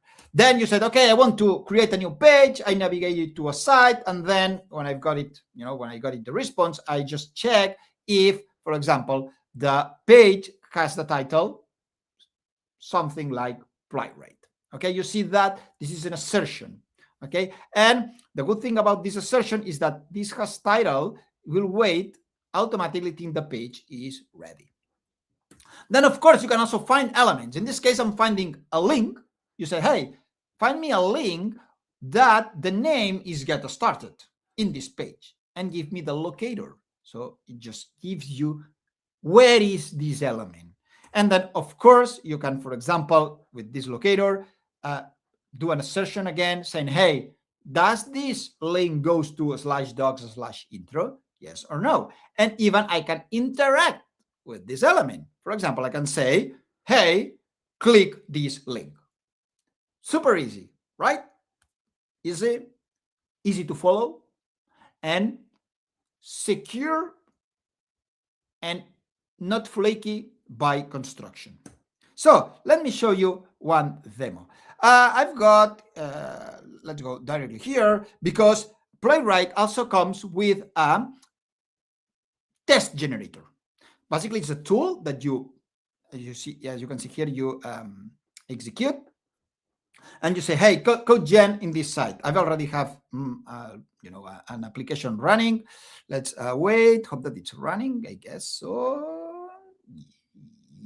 Yes, this is my application. Now I'm not executing anything. I'm just doing interactions, and Playwright will automatically create the code. So, for example, I don't know if you like any movie here. Let's say, for example, Matrix.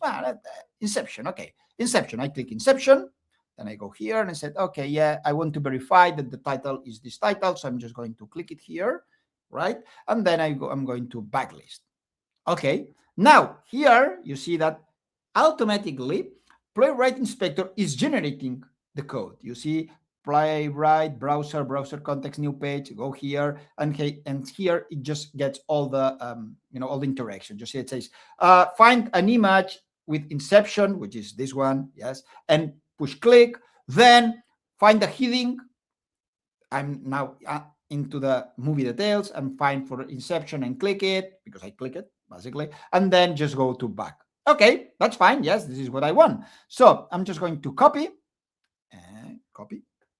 and I'm going to close all the recording. Here you could store it manually and so on, but It doesn't matter. I'm just going to stop everything. Okay, now I've got, I've got the code. Now I've got here my project with Playwright. With my Playwright, let me do it bigger. Let me. No, not now. With my Playwright, only the Playwright dependency. I'm going here to the main app. Let me close this. And here I'm just going to copy paste all the stuff. Okay, it's not really, let's say here, not formatted, but I'm just going to do it in the old way. Okay, great. Now I'm going to just fix some things. Of course, I mean that it works as a starting, but then you need to fix, for example, okay, yeah, I need to go to the inception. Yeah, then click it. Then this is the details. So here I could put something like, the details page, let's say. Okay, now I'm just finding this, and I don't want to copy it at all. What I want to do is execute some kind of assertion. Okay, I'm going to extract the local variable. Okay, this is, for example, movie detail. Okay, this is the locator. Great. And now I can just do some assertion. Assert that this element has content or has text. I think that it has text. I think that we push it inception, so it should be this. Okay. Okay. And then if this works, then just push the backlist. And then here, okay, of course, we could do, and then verify that you are in the main page and so on. Okay. But this is just for the sake of simplicity. I just want to put it this. Now I'm going to run it. It's a main method, right? And you'll see that the browser is starting. Yeah, it goes super fast. Boom, boom. No exceptions, nothing. It means that the test passed. Of course, this is not a JUnit test, so you would expect more other things, but this is how it works when you go with the main. If I change this and I put it something that is wrong like this, you'll see that the main returns an error. I don't want to go deep to more things of Playwright because we've got not a lot of time, okay? But you see that now it's failing. You see here unexpected value inception, locate resolved to inception, and so on. Okay, so you see that there is the exception here. What I want to that you see here is that also Playwright has a report module, right, that you can enable, and then it creates, the typical test reports with, this failed, and so on. You can configure to take a screenshot, so you can even put screenshots in the report, and so on. Nothing, I mean, something that you expect in any modern test framework, okay? But as I said, we only have 30 minutes. I just wanted you to show the first step in Playwright. So you see that it's easy. But I want to show you more things because as I mentioned it, also Playwright integrates with AI. And well, you know that these days, there is no talk if you are not talking about AI, right? So this is what we're going to do now because Playwright integrates really well with code assistants. But basically, it adds to the LLMs browsing capabilities. For example, open close browser, find the elements, click elements, or find network interactions, okay? And the great things about this is that in the way that it's done by the Playwright project, you can use it in a standalone way, which means that you do not need a code assistant to use it. You can, implement your Java program that uses an LLM and also Playwright, or you can also integrate it with a code assistant, right? Copilot and so on. Then, how this is done by Playwright? Okay, in two ways. The first one, using MCP. And it supports either the standard input transport protocol or the HTTP transport protocol. Supports both. And the other way that has to integrate LLMs and or code assistants and Playwright is using skills, okay? Using the Playwright CLI. Just in case you don't know exactly what is MCP, MCP is the Model Context Protocol, which basically helps you mixing business code with models probabilistic creativity. Okay, so it's a way that we've got to provide or delegate new functions, new features to an LLM. These MCP clients and servers can be written in Java or specifically Quarkus in the because it integrates the servers and the client side, and internally uses the JSON RPC. So basically what you are doing with MCP is provide some capabilities. For example, in the case of Playwright, browser click, browser drag, browser drop, browser hover, right? So all the interactions with the browser, and then the model can use these functions. But what is important to understand in the MCP is that these functions are executed locally in the MCP server. So it's not executed on the LLM side. That's about MCP. Probably most of you already hear something about MCP. Maybe not, or maybe yes. Skills. Basically, a skills is a folder structure with markdown files. It works in similar way as the MCP, but it's in local. I mean that there is no server, there is no client, and you just create, a folder with your skill, and there you put, for example, instructions, scripts, or templates. Then this is an example of a skill.md. You see that it's a markdown file where you've got here some metadata, and then here you explain using plain text. For example, in this case, a vulnerabilities scan. And you explain, hey, okay, if you want to generate a vulnerabilities scan, generate a Tecton task using Trivy, and then step 2, do this, step 3, that. So you explain all that text. Then when you run your application, and you've got the skills integrated, basically, you're going to send the description, and the code assistance in this case itself will say, oh, you're asking me for some kind of security stuff. I know that I've gotten a skill that is about security, so I'm going to attach all this information to your prompt. Okay, so your prompt will be your prompt plus all the things that are in the skill description. In this skill description, you can add, CLI calls and so on. And in the case of Playwright, they created the Playwright CLI, which is a CLI tool that lets you do similar things as the MCP, but locally. For example, you can do Playwright CLI, open this, Playwright CLI, type this, Playwright CLI, press enter, right? So you see that using CLIs, you can run also Playwright tests. And this is so important when you're using code assistance, because of course you as a developer are not going to do in this way. But from the point of view of a model, this is a really performant yet or also cheap way of working. So let's see a demo. Basically, it's more or less the same. Here in my this is my code assistant. Okay, see here that I've got 2 MCP servers running. In this case, I'm not using the skills, I'm using the MCP server. And you see that I've got the Playwright MCP server up and running. In fact, if I go here, you see that the MCP JSON, here I defined the Playwright MCP server. Now, let me go here and say, hey, explore the HTTP localhost 8080/index.html. That's all. Okay. Now my code assistant is saying, oh, okay, I'm going to explore this. Yes. Okay. Now it knows that it has the MCP server, or the Playwright MCP server. You see that now it's starting doing all the things. Okay. So it's exploring. Okay. Let's see. Okay. You say, oh, there is a search button here. Okay, I'm just going to type metrics. Okay, great.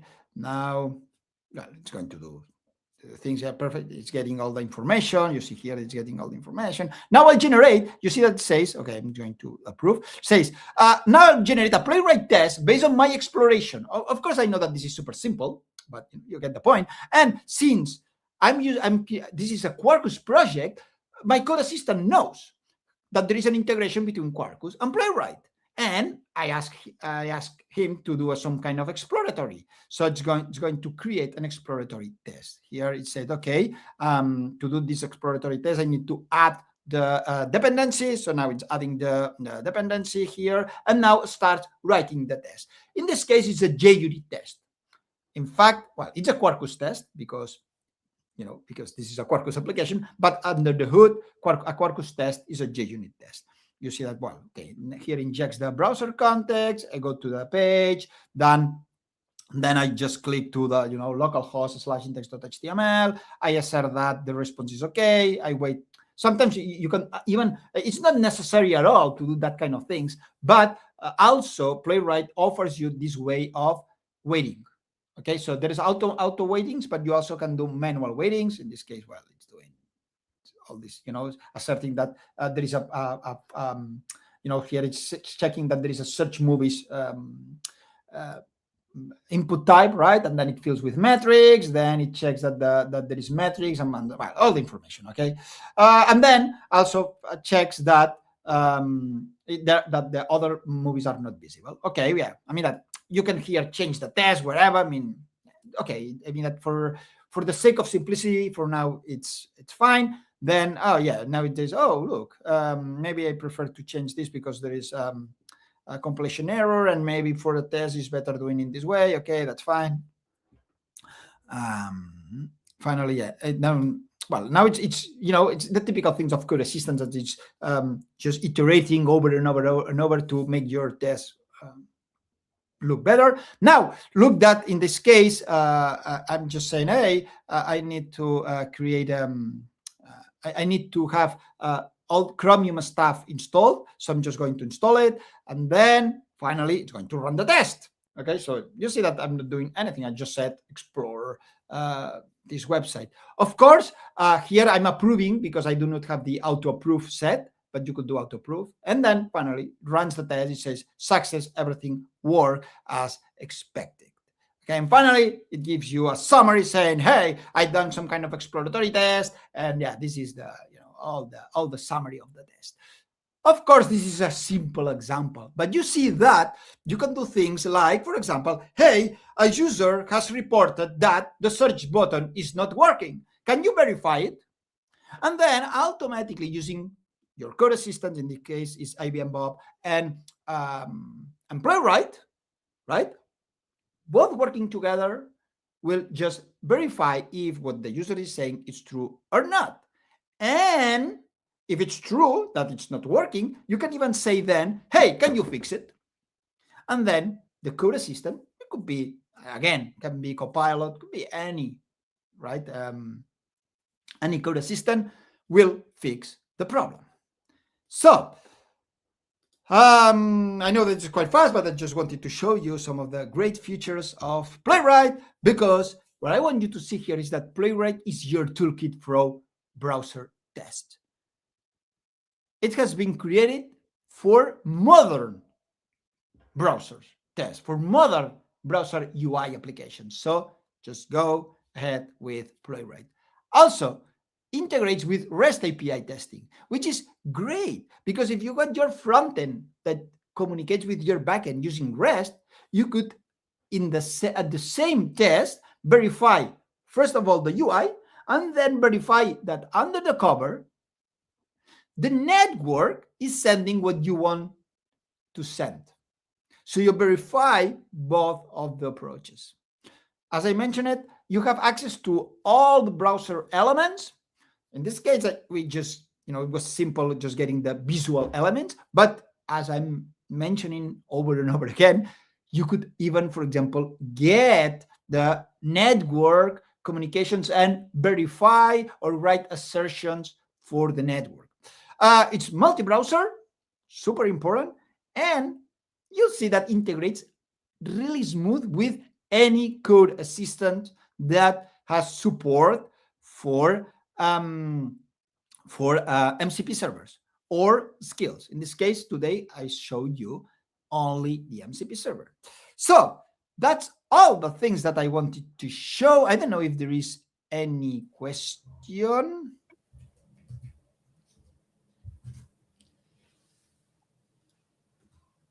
Hey, yeah, there is one fun question. So can I use Playwright to actually log in as a user and then do either things or just perform the tests as a logged in user?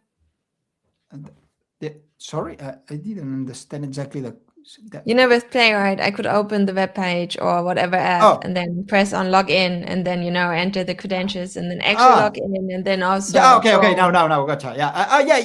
Yeah. There is a module which is for all these security interactions for login and things like that. Yes. Okay, so you would block that for security concerns. I see. Yeah, exactly. Sometimes it's like, yeah. In fact, there is even ways for programmatically set Playwright what you want to do in these situations, and yeah. Lots of people used Playwright, especially in the beginning for hacking. No, for security concerns.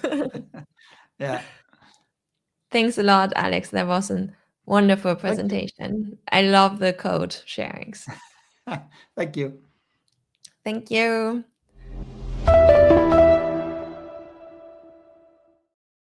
And next with me on stage is one of my favorite MVPs, Oleg Salayev. Hi, how are you? Hi, Oleg. How are you?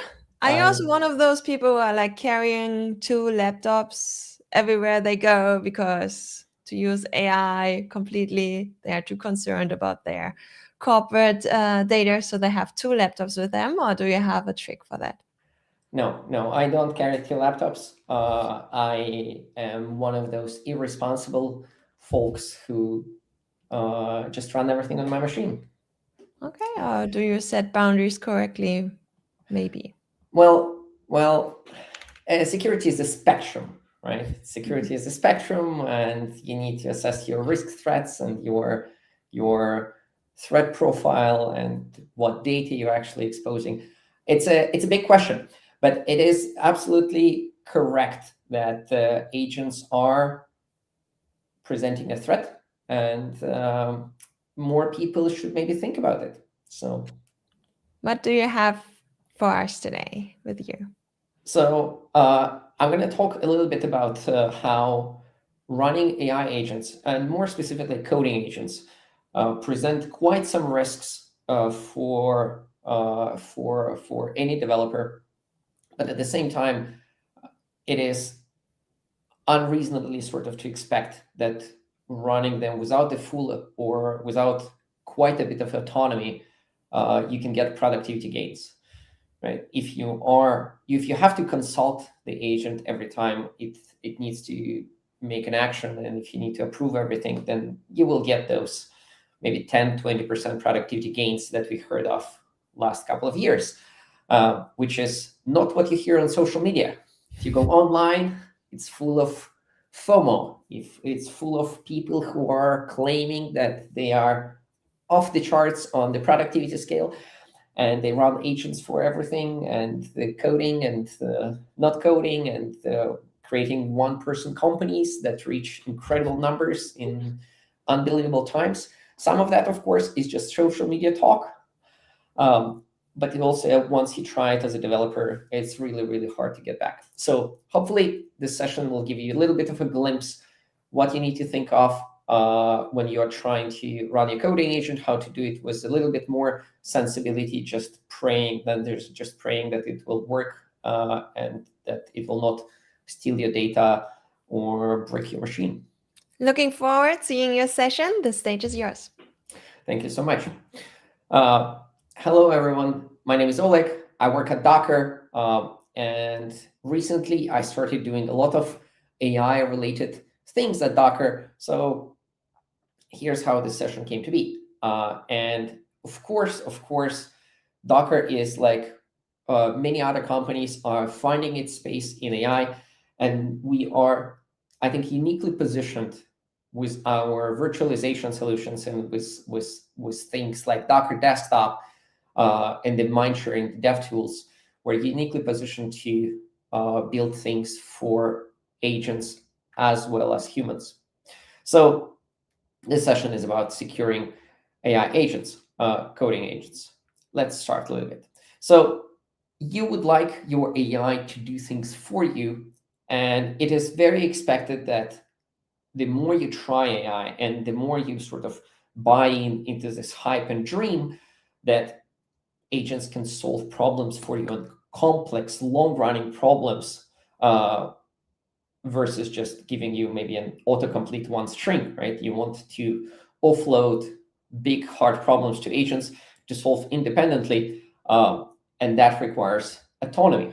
You cannot believe that as a person you can expect to catch up with the agent and all its solutions. So you need to, for productivity, you need autonomy, and for any sensible execution, autonomy requires guardrails.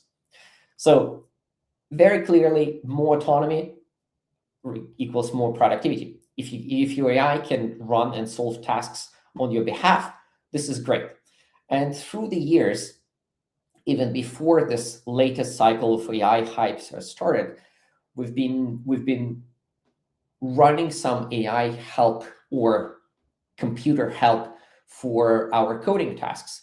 So it was initially autocomplete, and then that became based on LLMs a couple of years back. And it is fairly basic, right? It looks at the code and it can suggest some improvements or the next line or the current line. And then more to the right, you get more of autonomous solutions. So you get to assistants which have memory and figure out what you want or figure out your code style. And then you would probably try to make different agents that are specialists in some things, like, for example, a code reviewer agent, or maybe a code writing agent, or a specialist, DevOps specialist that fixes your CI/CD YAML files. You will give them little rights and so on, and you would try to limit and understand what they're doing for you with your puny human brain. And I'm saying puny because you cannot run as fast as AI with the current base of technology. And then the more to the right stages, 4, 5, 6 are almost autonomous execution on behalf of you. And clearly, most enterprises are not there yet. There are many ways.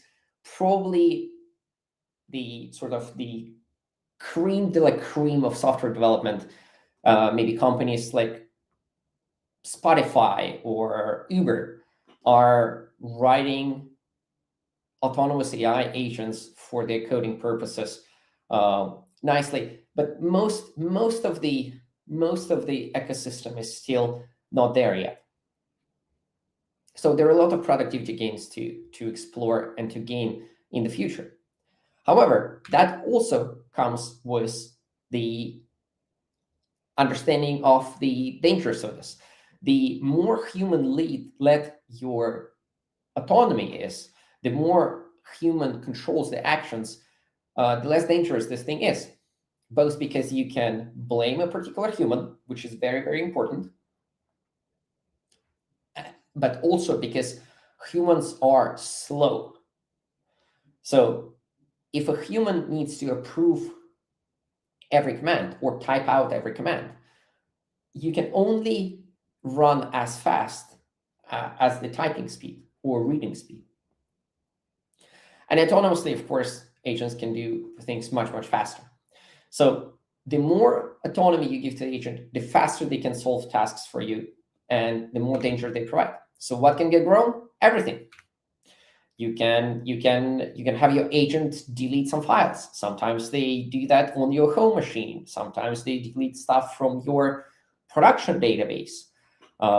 They can leak data. They can steal data.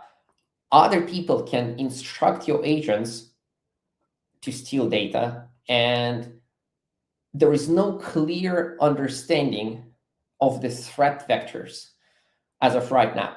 Because in the past, we had software which is mostly immutable. Yeah, we had plugins. Yeah, we had some supply chain security risks where a rogue library can be pulled and then executed scripts and whatnot. Nowadays, there are two factors for this that make it incredibly much more dangerous.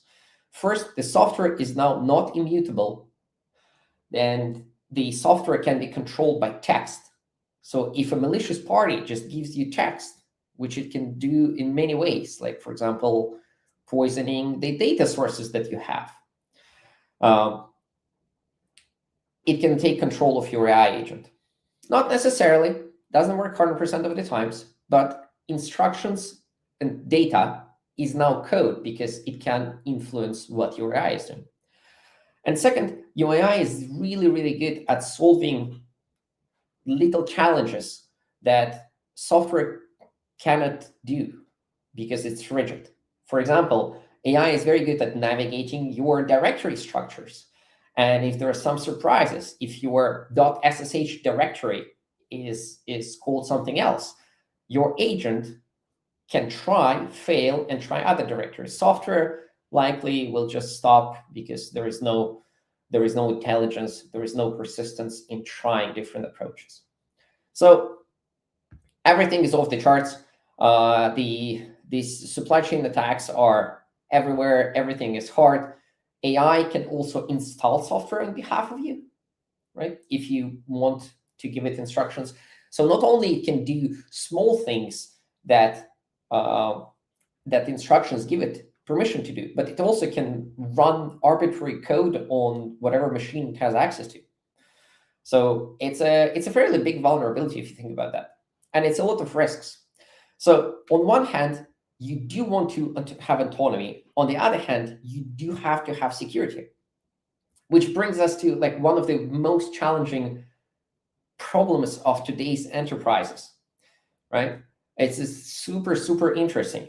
The leadership in many, many companies tells developers that they need to be AI native. They need to be AI first. They need to do things with AI, right? And I'm sure you recognize some of the companies, some of you who are watching recognize the companies that you're in. You're like, oh, you have to do more AI, to the point where some KPIs could be how many tokens you burn in the given amount of time, which is ridiculous. But yeah, leadership wants you to use AI, and security teams are really pulling their hair out because using AI native technologies, running agents in autonomous mode just presents off the charts danger. And developers also want to run AI, because once you try that, once you taste that sweet, sweet yellow mode, and once your Cloud Code or GitHub Copilot or Codex, or like some coding assistance, once it solves the problem for you autonomously from a vague description, you feel such a rush of dopamine. It's like, it's a gambling addiction. So that's the problem. And the security teams are adamant, right? You need controls. And currently, it's really, really hard to control the agents. So what people do, people run agents in containers. There are a number of sandboxing environments and projects that have agents running in containers, which is not great for a number of reasons. And I'm saying that as a person working at Docker. Containers were great for immutable code, like running a database, but it's not a proper isolation level for AI that can try different strategies to escape, both for sharing the kernels with the host system, but also AI as a developer, right? It wants to do the same things as you are doing as a developer. So it wants to run other containers because you want to run your integration tests. You want to run your maybe test containers, if you remember a library like that. Yeah, and the container cannot do that. So you need to expose additional things, and the whole security model crumbles, right? People are saying that, oh, let me configure policies and permission systems. And AI coding assistants, right? They come with those permission systems that give you this full sense of security for not touching certain data. Or you just, my favorite, which I do very much often as well, you just say, please, bro, make no mistakes. Please don't do anything I wouldn't do. Review your commands and don't execute anything dangerous, right? And none of that actually provides you strong guarantees of security. Please is not a security. So what you actually need, you need hardware infrastructure enforced mechanism for this. You need hard boundaries. You need to protect both your file system, your host machine, and also network, because the AI can go somewhere online to get the instructions and also can go online to leak your information, right? You need to have policy enforcement. You need to have full audit of the things. And preferably, you should have the actual virtual machine isolation. Some people run their AI in the cloud somewhere. That doesn't necessarily work for everyone. So you need the full isolation. And this is not like, it's not sort of an imaginary problem. And it's not just a problem of people on Reddit who are like, oh, I run Codex, or I run my AI assistant, and then it was trying to delete some temporary files and added an extra space in front of after a slash and accidentally deleted my root directory, right? You can be laughing at reports like this, and you can think like, oh, this would never happen to me, right? But it does. Like, all of the AI assistants eventually get enough capabilities to make those mistakes that are very, very hard to recover from. And then it's maliciously, you can run. Sandboxing solutions are very, very hard to provide on the actual AI assistant level. So a recent example, this one I think is from February. The Snowflake's Cortex code was running in the sandbox where it did have access to some commands and not others. And yeah, people just mitigated in that prompt armor. People found that they can mitigate the sandboxing permissions for running some commands by just masking them. So instead of running like a complex command that will rewrite the permission system, they would mask it as the cat command and just do the interpolation. And it's really hard to catch. And then once the escape starts piling up, your AI goes free. And the more powerful models are, the more dangerous this risk is, because AI is super persistent, right? You give it a task and it doesn't stop. So recently, right, like Anthropic revealed that they have this Mythos AI model that they are not even giving to people because it's too good at writing exploits and exploiting things.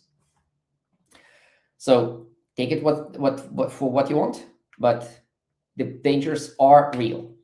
So you need to sandbox your agent. And we as Docker have a solution called Sandboxes. It's currently experimental. It is a standalone binary that you can run. What it gives you the micro VM isolation level for your agent. You can define what things it has access to, so your file system, your network, or your internal resources and tools. And then even if the agent goes off the rails, even if it nukes some data, or even if it doesn't need to do, if it needs to do like benign things, like upgrade the Python environment, it will not break your host because it's an ephemeral separate machine. So it's pretty clear.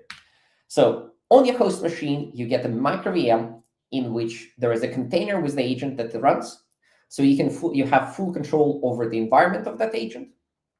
And then outside of that micro VM, what it has access to is what you share from your workspace. Normally use that to share the project that you're working on with the agent. And all external access goes through a networking proxy. So you can have full control where it can and cannot go. So you can set up policies, for example, do not have access to paste bin. So you cannot paste your secrets in there. Or you can control which IPs it has access to. So it might have access to your internal staging environments, but not your production IP systems. So it cannot mess up your production environment, even if it wants to. And then the networking proxy contains and is responsible for a couple of things. Networking and the secrets. The secrets are also injected in the network proxy, so your agent doesn't see them. They're swapped on the fly during the request to external services. So even if your agent would like to leak your secrets, It doesn't have access to the secrets on your host file system because they're not shared, right? It only sees whatever is inside its micro VM container. And it doesn't have access to the services that you provide on top. So this is called SBX, which stands for sandboxes. Sandboxes. It stands for sandboxes. So you can install it. It's currently publicly available. Brew install Docker tap SBX. The same is for Windows. There is a Linux version available as well. So if you want to, you can try that. You don't have to have Docker desktop. So it's completely isolated. We really want it to be a good building block for people running agents. So you can just go and use it. There are a bunch of commands that you can run. We're going to look at that in a second. But in a nutshell, we wanted the sandboxes to have the ergonomics of containers. So if you run Docker containers, you are sort of set, right? You can create the sandboxes with the create command, or you can run particular sandboxes that are already there. You can list them, you can remove them, you can execute shell and execute scripts inside the sandbox, which is very convenient. You can also expose the ports, so you can access from your host to inside the sandbox. And then you can control what domains it can and cannot go and set the secrets. And it comes with a nice terminal UI that you can see and touch, right? So here's a quick demo. We have a couple of seconds. Let me show you a demo.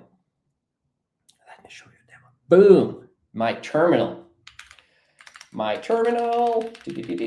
So we have SBX. We do SBX help.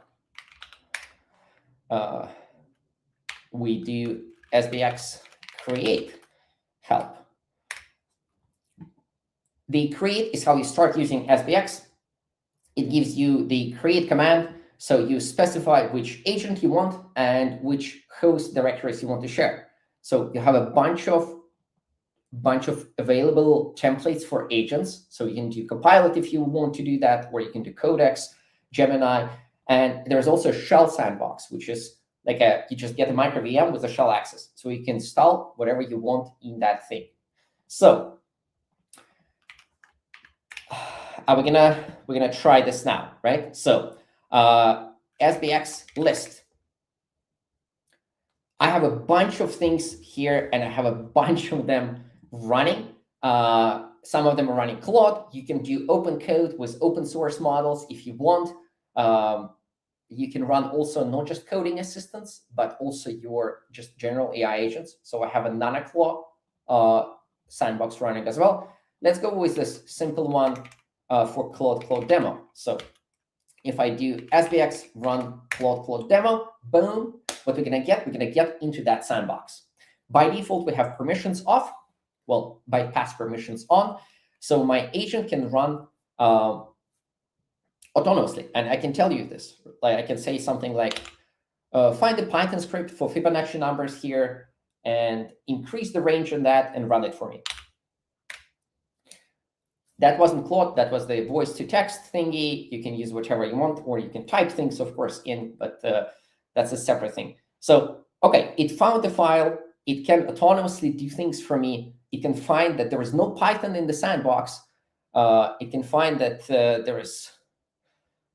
it can run it with Python 3. So if we need to install any dependencies, it can. Something goes wrong, I can nuke the sandbox and recreate it from scratch. And it would think, and it will give me an answer for something which I think would be super kind of cool. No? Come on, Claude. You're embarrassing me in front of the people. Right, script ran. Perfect. Right, so script ran, Claude autonomously does something for me, which is great. And I can show you that, for example, if I curl md.com, which is a random domain that I have blocked, right?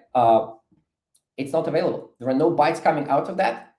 The agent has some information that it runs inside the sandbox, so it can give you instructions how to relax that policy if you want to, but it cannot run it from inside. So here we go.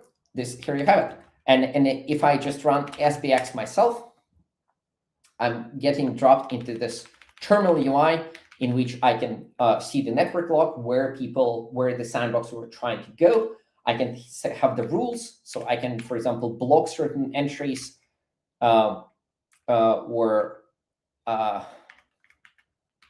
not block certain entries. So I can block GitHub if I wish to. Right. So there is there you have it. You have sandboxes. You can run other things in your sandboxes as well.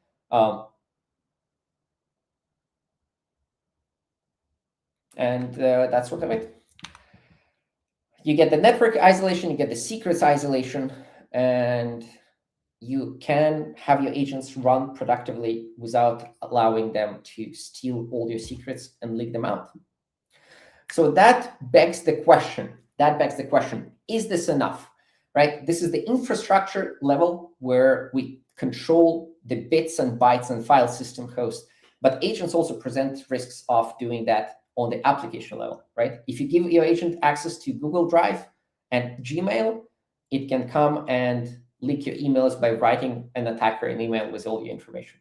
So that is a separate problem that requires your hardware infrastructure isolation, but it's a different problem that probably will be solved by MCP. It looks currently that it's going to be solved by MCP and the proper things for that. But that is the story for another day. So Docker has also the MCP toolkit, which you can check out, but that is the next step, sort of the application layer security for AI agents. Right, so just to recap, you want autonomy because it brings productivity, and you can use Docker sandboxes to run your agents freely on your machine without worrying that it will steal all your secrets. There are a bunch of links here. You can go check it out. The software there are available. You can have instructions. And thank you so much for listening.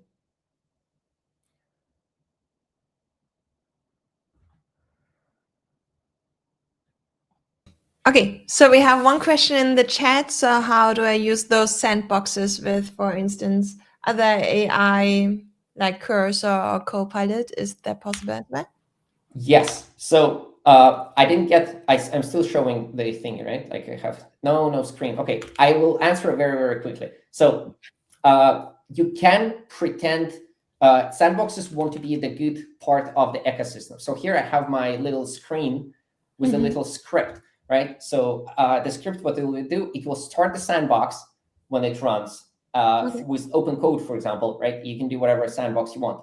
And then you run your AI assistant there in the ACP, Agent Client Protocol mode. And most of them support some sort of ACP currently. So what you can do then, you can connect to that. So whoever runs the script, they will connect to the open code running in ACP mode, and they will think they will talk to open code directly. But the open code runs inside the sandbox because you are running this SBX exec for that. So you can control that, and you can run it in your Cursor or VS Code or whatnot, and you can just have an external chat with that, and it will run with whatever assistant you want, but that will be running inside the sandbox. Oh, that's cool. So everything that can already connect via ACP, for instance, in my IntelliJ should have this ACP connector, so I can also use it like that in Sandbox. I have a Substack blog about connecting open code to InZ, and also using that in IntelliJ IDEA as the ACP agent. So if you Google that, or if you connect with me, I can share the link with that, and you can run your agents there safely in sandboxes as well. So good news for my management that I don't need another laptop. Also good news for my back, even though, so to prevent back pain, as I'm not strong enough, or as I don't want to be strong enough to carry on 2 backpacks all the time, because my one laptop is already kind of heavy enough. Yeah, so thanks for that, even though I was a bit excited about another laptop.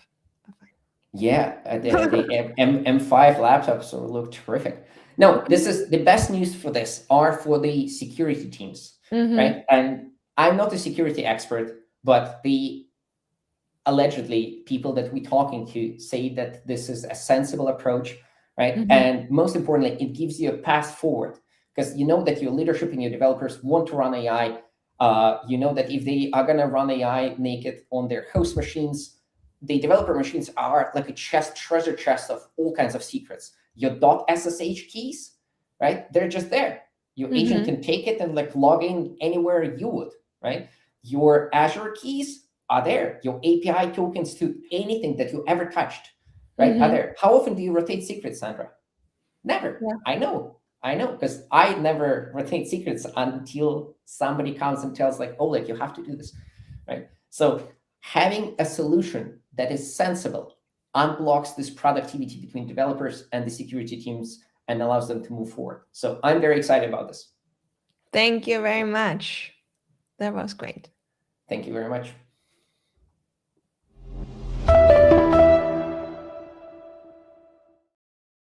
Great. And coming from security and sandboxes now to something else, which is monitoring. So we want to have more insights what's actually happening. So please welcome with me on stage, Lara Trotter. Hi, Yeah. hello. Yeah.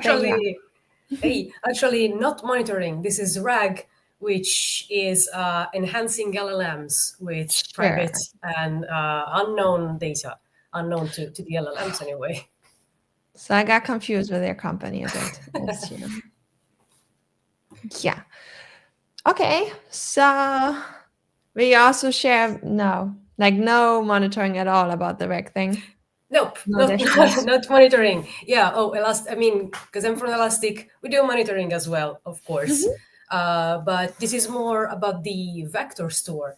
So this is Java RAG using Spring AI and Elasticsearch, and with a bit of board games. It will. I'm so excited about the games. We already had the puzzles in the morning, so I can't wait to see the board games. This stage is all yours. Thank you. Thank you. So, quick presentation. I'm Laura. I'm from Italy. I'm senior software engineer at Elastic, where I maintain the official Java client for Elasticsearch. Part of the DevTools team, we do everything between clients and integrations and a lot of other interesting stuff. Quick disclaimer, I am not an AI expert, so I'm just a consumer, as most of us. So don't ask me questions about algorithms, please. So today, what we're going to do is I'm going to give you some context on what RAG is. Then I'm going to explain the tools that we will use to finally build a complete RAG applications from almost scratch using the tools. So, what about board games?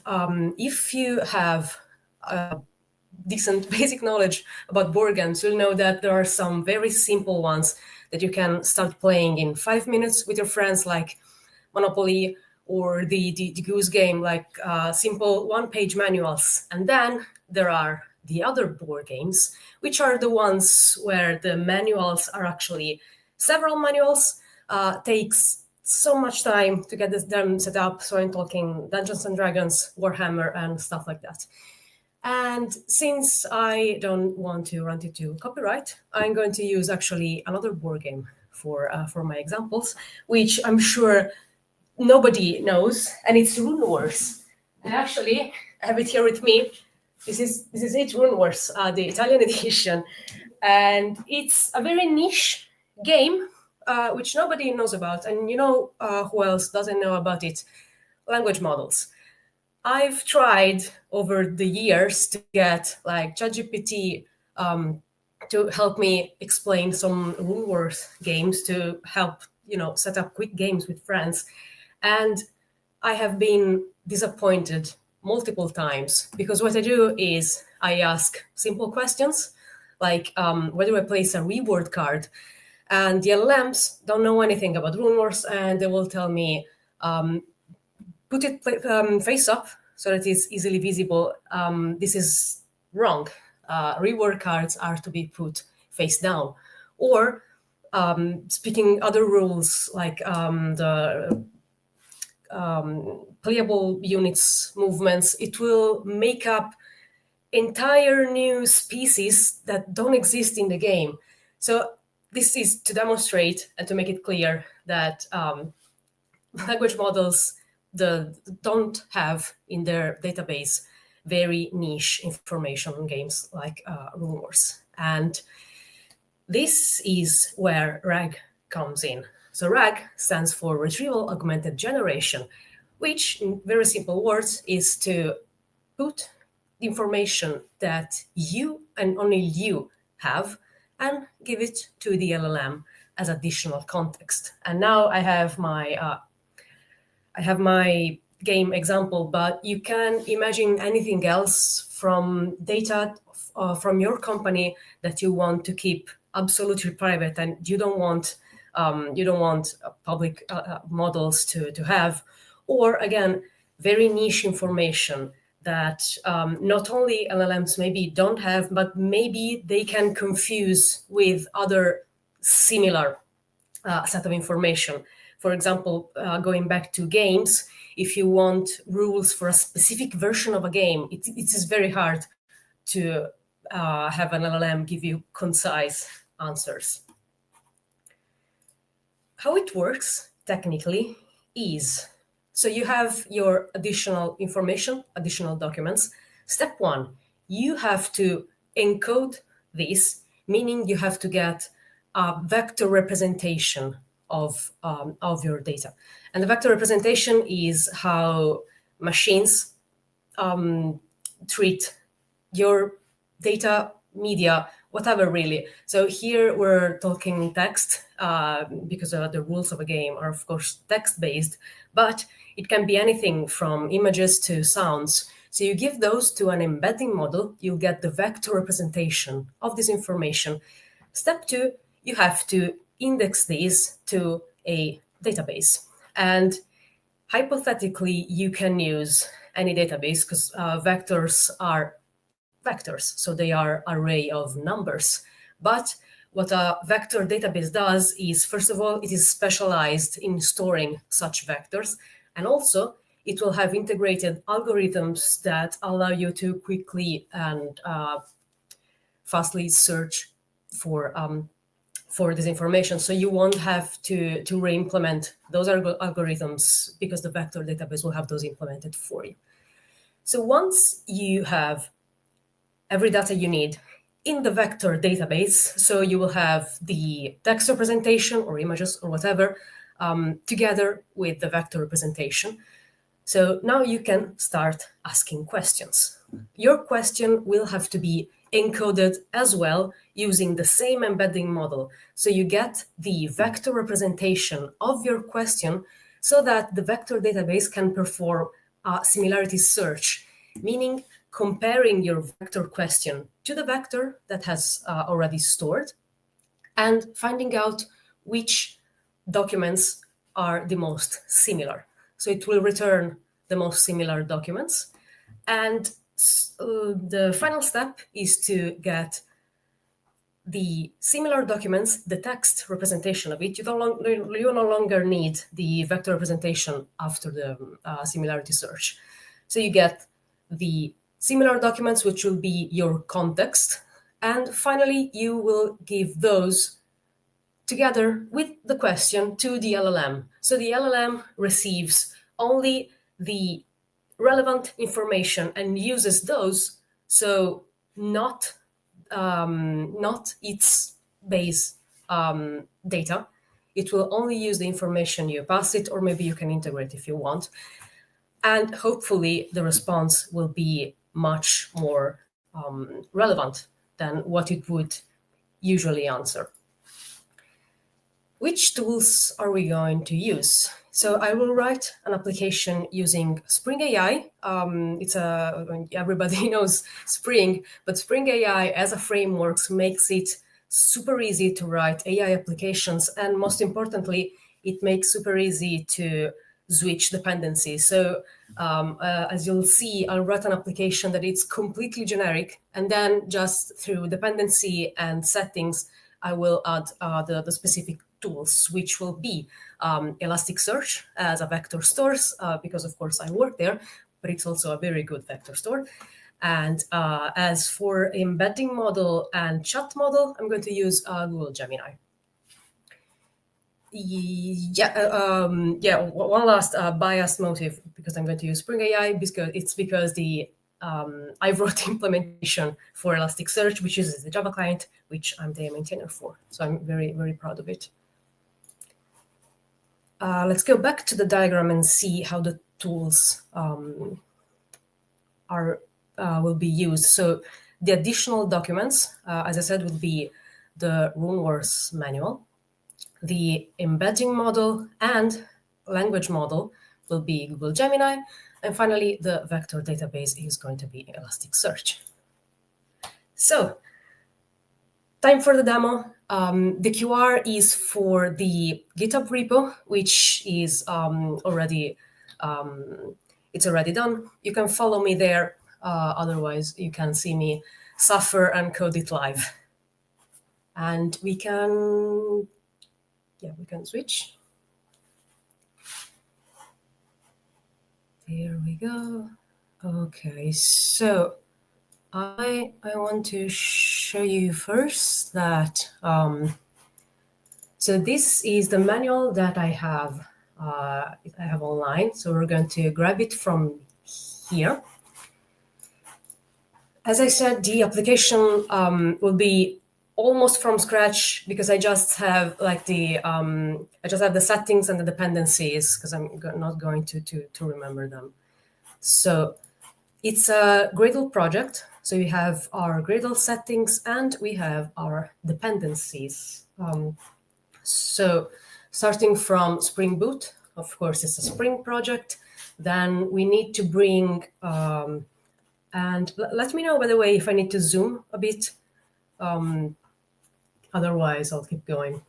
And so this is the Spring AI BOM, which is needed to bring out every other Spring AI dependency, which are, so we have the vector store, Elasticsearch, then we have the Gen AI Google. This is for the chat client, and this is for the embedding. There are two different dependencies.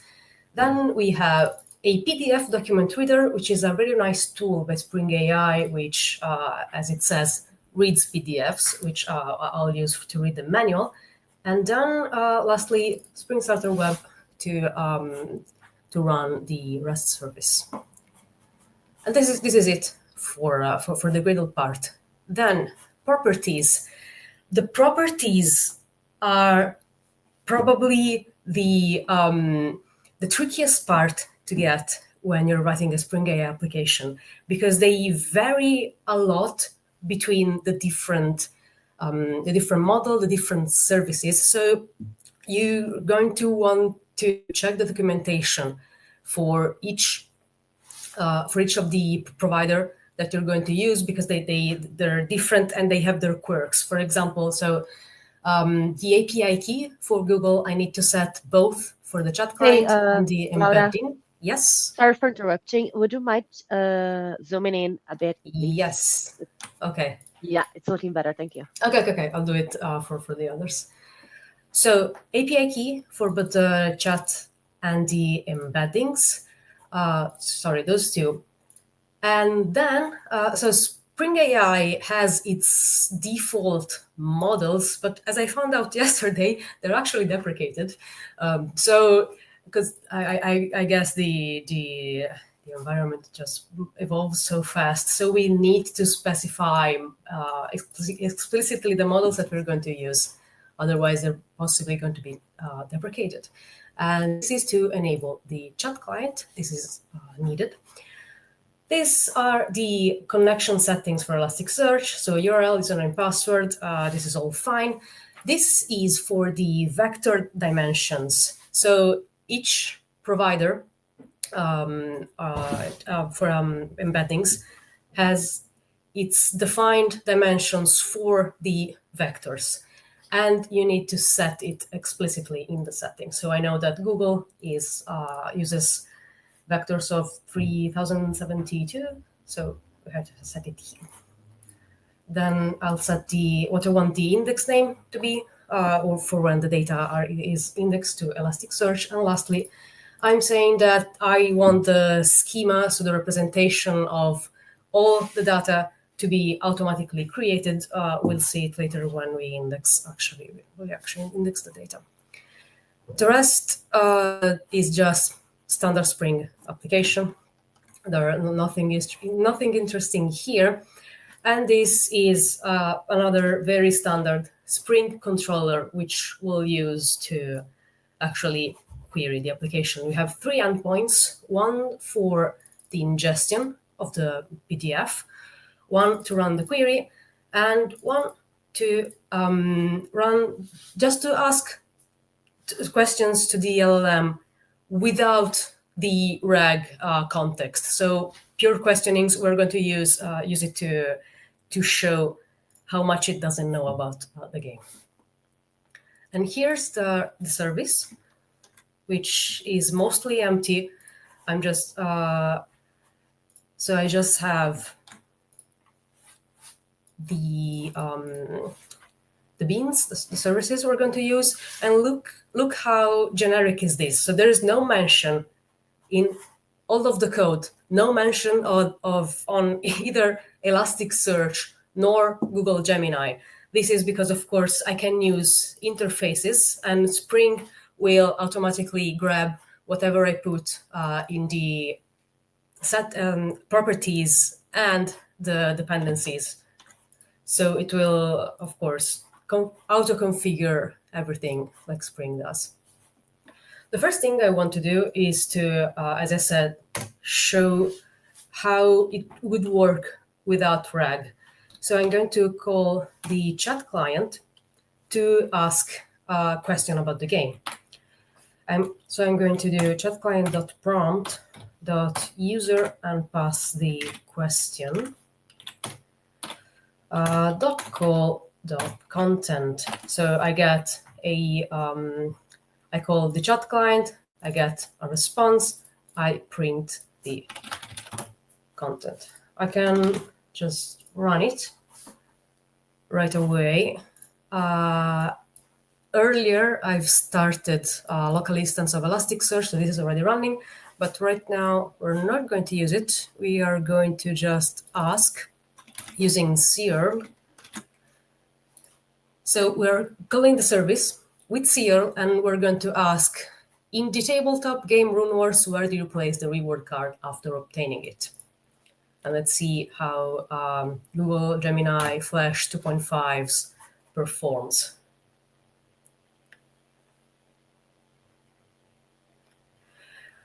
This is a lot of stuff, and I assume most of it is wrong.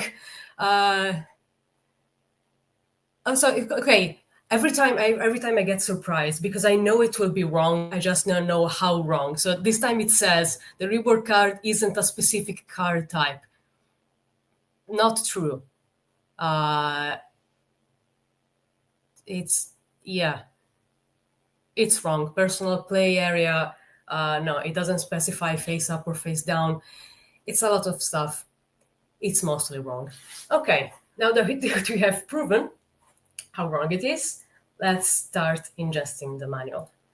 So we'll pass the path, the PDF that I showed before, and we're going to use the page PDF document reader from Spring to read it. So reader, page PDF document reader, we're going to pass the path.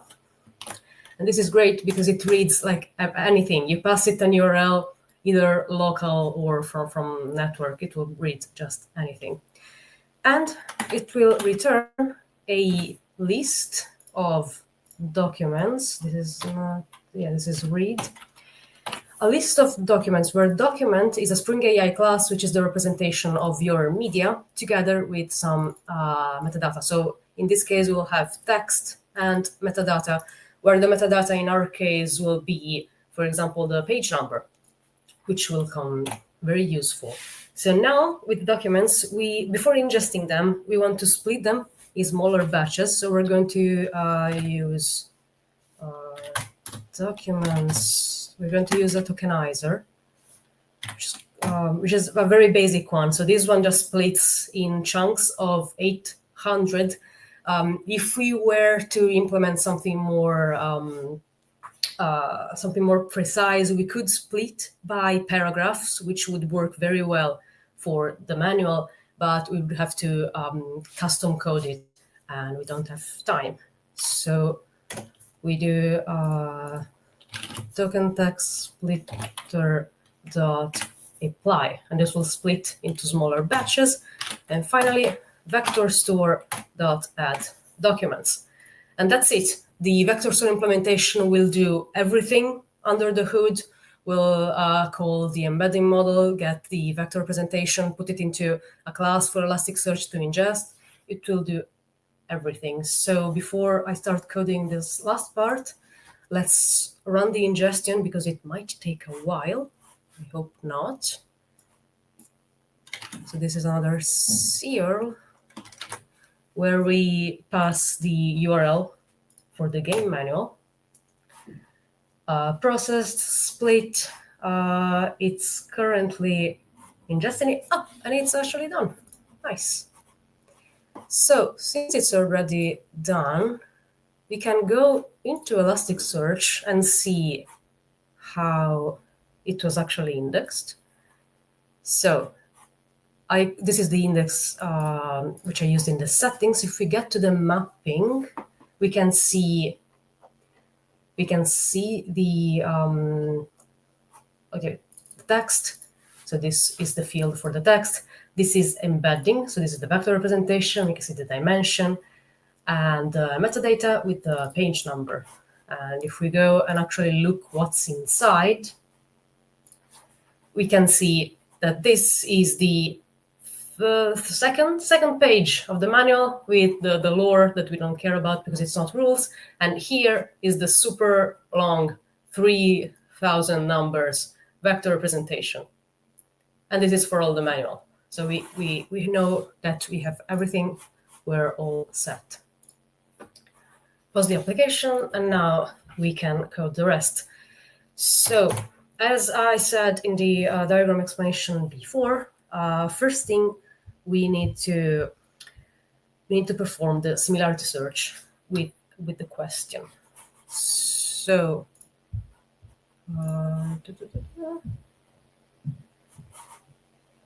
yes, we need to get the vector store and perform a similarity search. So we can send the question directly, but I want to tweak a couple of things. So I'm going to send a search request. And the search request is going to have query, which is the question, which is going to get embedded underneath and then sent. Since a game manual can have a bit of information duplication, I'm going to get 5 different results, so hopefully from like 5 paragraphs. And then I'm going to set a similarity threshold of 0.6, where 0 is a bit loose, so it can match things that are not really a match, and 1 is a very exact, precise match. So I found out that for and this goes a bit from experience. You need to find out the similarity threshold that works best for your case. This is going to return, again, a list of documents from Spring, and this is the vector result. So this is our relevant information. We're going to squash it into a string, which will be documents. We're going to do vector result. IntelliJ understood what I'm about to do, which is not really correct, because we're going to get just the text. So we stream on the result, get only the text, and then collect it into a single string, which will pass together with our prompt. So the prompt will give the LLM a bit of context. It's going to tell it, you're assisting with providing the rules that the bootcamp and use the information for the document section and to answer the question. So now, as we did before, we can call the chat client. We have our answer. but this time we pass the full prompt. And the answer we won't return just like this, because as I said before, we do have some additional information we can return. We have the page number. It's going to be useful to return also the page number where the information was returned. So we actually return answer plus found at page. We'll get the page number from the first document of the result. So vector result dot get first dot get metadata, and the metadata we'll get is specific to the reader.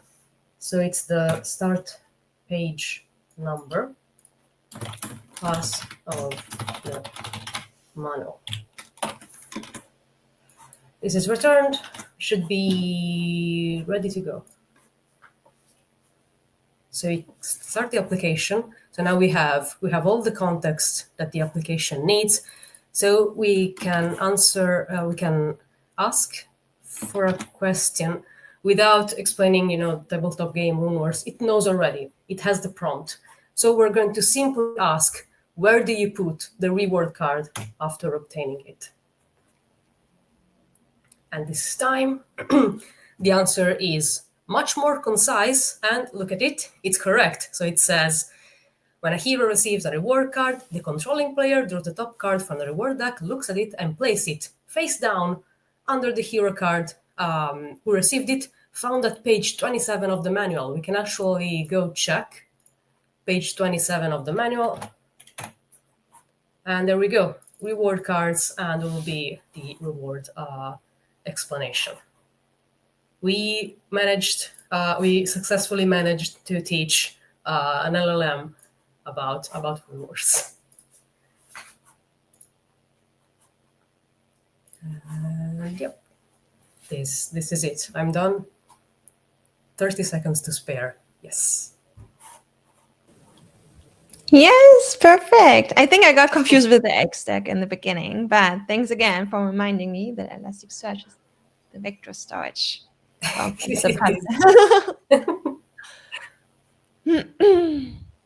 So great. I love the bot game, and I use it. I use AI a lot, even also with Spring AI or with LangChain4j to do the DoD, Dungeons and Dragons, right? Because nobody wants to do the master. Everyone wants to play with us, and now we can put AI to do the mastering, and everyone can play together. So I love this so much. That is nice, yes. Are you also using it in your private life, like stealing from it for the? I am using it because it's much easier than to flip through 100 of pages if I'm searching for a very specific rule. Or another thing that it's very interesting if you have a complex game manual, or maybe you're working on your own game. LLMs can actually are very good at finding rules interactions or possible mistakes in the rules that you're writing. That is super interesting. I really wonder if next iterations of games might happen a bit quicker than in the past. So for instance, Last of Us is my favorite game together with my husband, and we had to wait for more than 10 years for the second edition to arrive. It was a good wait because it's great. But yeah, I really wonder if we can get the next iterations even faster with AI, same quality. That would be so good. Could be. So yeah, we need the human in the loop to ensure the quality. Yes. Yeah, thanks, Laura. This was a great presentation. I love the fact how easily it was to follow, and especially all the coding. So now I can start doing it myself. If you want, you can also share the link for the GitHub repository. Then I can put it on the YouTube chat as well. I will just ensure one more time that we don't have any questions. Oh yeah, there is one. Can I use RAG so that an LLM returns more accurate outputs in a niche language, such as Surani Kurdish, where most LLM is not trained well with? Very, very much so. If you happen to have on your hands a dictionary for an unknown language, this is a perfect case for RAG. You can pass it to the LLM and it will magically start talking the language. Wow, that's a good one then. And the last question, does the result from Elasticsearch get decoded after, or does it come decoded? Decoded. Elasticsearch holds actually both representations. So it doesn't need to decode anything, because what you store is the text, and then besides it, the vector representation. So it uses the vector representation for the searching part, the similarity search, but then it has like the media, the text representation, and it knows right away. So it will just return it. No need for the encoding. Yeah, that does make sense. Oh yeah, they're also saying that is brilliant. Thanks. Yeah, I love the fact that they're rec for niche languages. We might also be able to use it for like dialects in German. Yes. I know, like, for a matter of fact, the Bavarian folks will love it. Okay. Have a good day, and thank you so much for being with us. Thank you. Thank you so much. Bye. Bye. All right. And now we have our almost last session coming up. Is with Brian Benz, my dear colleague, who will introduce us for CI/CD, Java, and AI World. Welcome, Brian, on stage. Greetings. How are you? I'm Good so evening. good. What time is it for you? Oh boy, I'm trying not to think about that. It's 5 a.m. So yes. Good morning. 5 a.m. club. Thanks. Yeah. No, it's great to be here. I just wrapped up actually hosting the APAC segment of JDConf, and got a little bit of rest, and I'm back for this. So looking forward to showing you how to do some AI accelerated CI/CD for Java. Yep. It was 5 a.m. for me as well, since I had to join you as a viewer. Yeah. It was great as well. Don't worry, you can find them later on. Now you have to stick with our live session. The stage is yours, Brian. The stage is yours, Brian. Thank you. Greetings and welcome. Thanks for joining. We're going to talk about pipelines production, AI accelerated CI/CD for Java. My name is Brian Benz. I'm a principal AI advocate at Microsoft. And we've got quite an agenda today. Should take no more than an hour. Just kidding. We've got about 25 minutes to deliver this. But I've got some great demos. I got a few slides. We're going to get through those quick, and then I'm going to show you some demos. And I have a link to the full repo at the end with all of this, so you can recreate it if you want to. So basically, I'm talking a little bit about the challenges, where AI fits into pipelines, AI-assisted builds, generations of tests, and code review. And one of the cool things, it's brand new, Copilot CLI and GitHub Actions. So you have a GitHub action that gets triggered on a push or a pull request. You can actually query a CLI from that now. And I'm going to show you how to do that. And 2 ways to do it, actually. And then we have Kubernetes manifests and deployment tuning with AI, because nobody likes to write YAML. Then I've got a bunch of demos to show you. We're going to talk at the end about some guardrails for safe AI and production pipelines. And then I'll share my takeaways. All right. So Java builds, everybody knows, are complex. I've got a great example of one in a minute. Test suites tend to grow, but the coverage gaps grow as well and persist. You got to make sure that you're maintaining your legacy code in a way that is sensible. And it takes a lot of work to do that. And AI can be a great tool for actually augmenting that for you, taking care of a lot of the grunt work that you have to do all the time. So security reviews are definitely manual bottlenecks. I'm going to show you some ways to make automatic security reviews. And then deployment tuning can be trial and error. And feedback loops are long. Commit to deploy can take hours just to have everything reviewed and managed by humans. And the whole idea here is you could actually take some of the time-consuming parts of this out of the human loop and have AI provide that, and still have a human monitoring and managing things. So where does AI fit in the CI/CD pipeline? Code reviews, test generation, security scans. When you're actually writing the code, when you're actually building, you can have AI checking for dependencies, optimizing your build, and generating software bill of materials. And then for tests, you've got AI generated tests. You can have tests that might not be 100% functional, making sure you're checking those as well. And then coverage gap, making sure that you're analyzing and keeping track of any coverage gaps through agent capabilities in AI. And then for deployments, as I mentioned before, just generating that YAML that you need to deploy things with, and just understanding common use cases when you're actually doing a deployment, so it generates intelligent YAML for you. Tuning resources, and then having canary analysis as well. So the whole idea is AI will accelerate at all of these stages, and then humans can monitor and approve things as needed. So jumping into builds, yeah, the Copilot can actually analyze, in this case, we're going to use Copilot.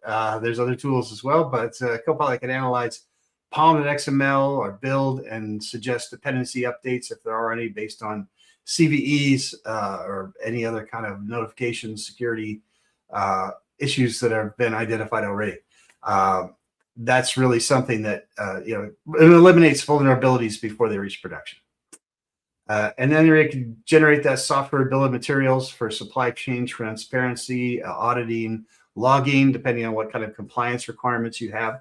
That can be very, very valuable. It's instant generation of these things that usually take a lot of work and a lot of maintenance to keep track of. And then suggest build optimizations, parallel execution, caching strategies, et cetera, et cetera. I'm going to show you how you can actually optimize, in this case, Kubernetes manifests for deployments. And then you can auto-generate Docker files. I don't know what anyone else, this has been a huge help for me. Just having an AI that can be a Docker file expert and understands and is aware of the latest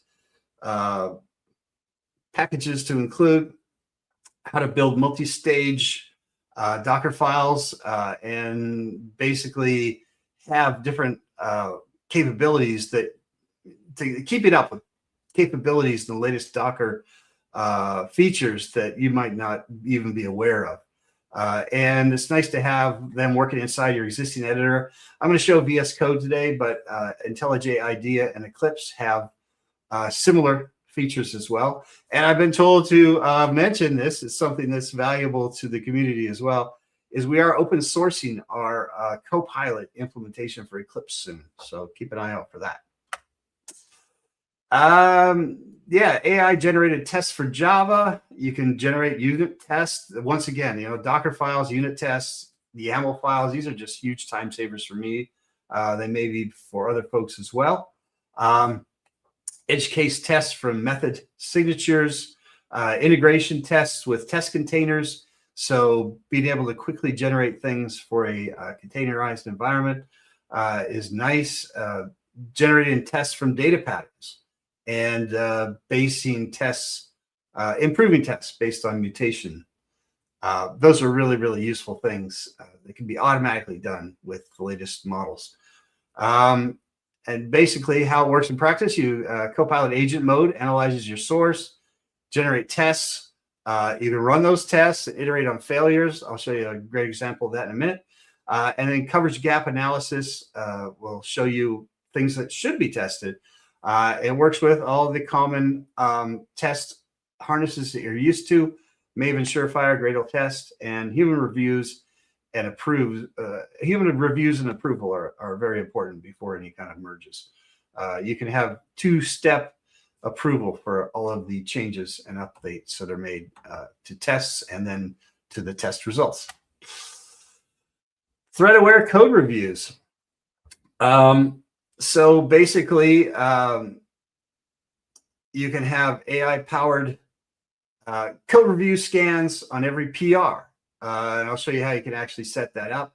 And then, for a great example, I'm going to show you OWASP, and that's the Open Worldwide Application Security Project, for those who might not be familiar.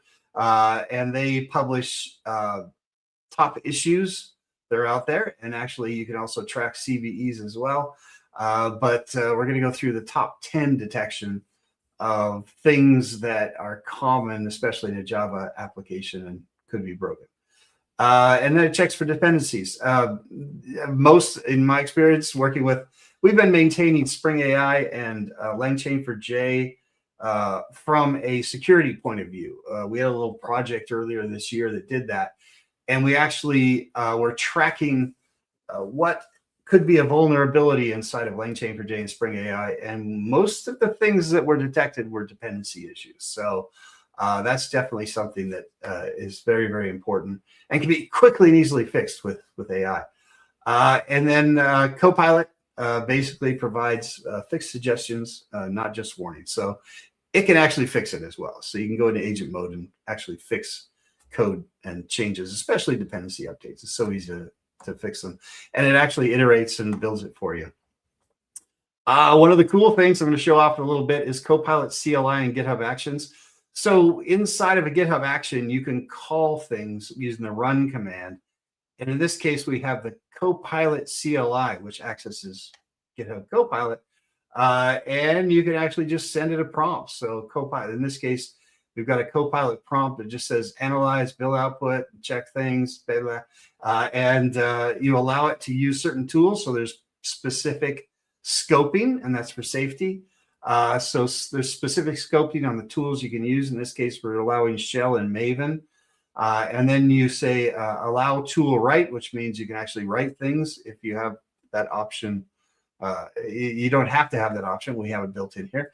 And no ask user means it won't ask the user for things along the way, because if it's an agent that you're actually using to run this as part of your GitHub Actions, it tends to run pretty autonomously in the background.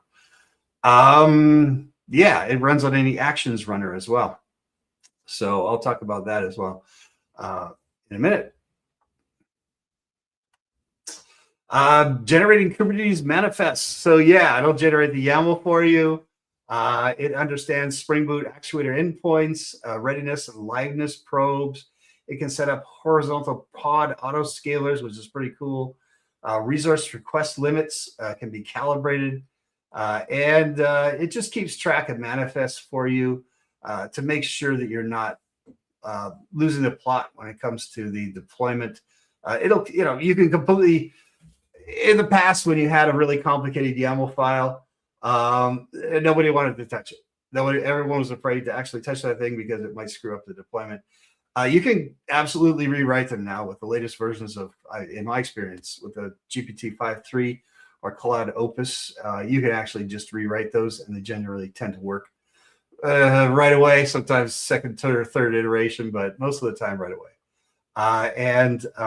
Yeah, works with AKS, Azure Kubernetes Service. I'm going to show you a demo of that, and any CNCF conformant Kubernetes description. All right, and then auto-tuned deployments. So we have Azure Container Apps, serverless containers, zero infra management. We can scale to 0, which is nice. So Azure Container Apps, we've got 2 basic options for auto-tuned deployments, and that's just things that are managed for you. We've got Azure Container Apps and Azure Kubernetes Service.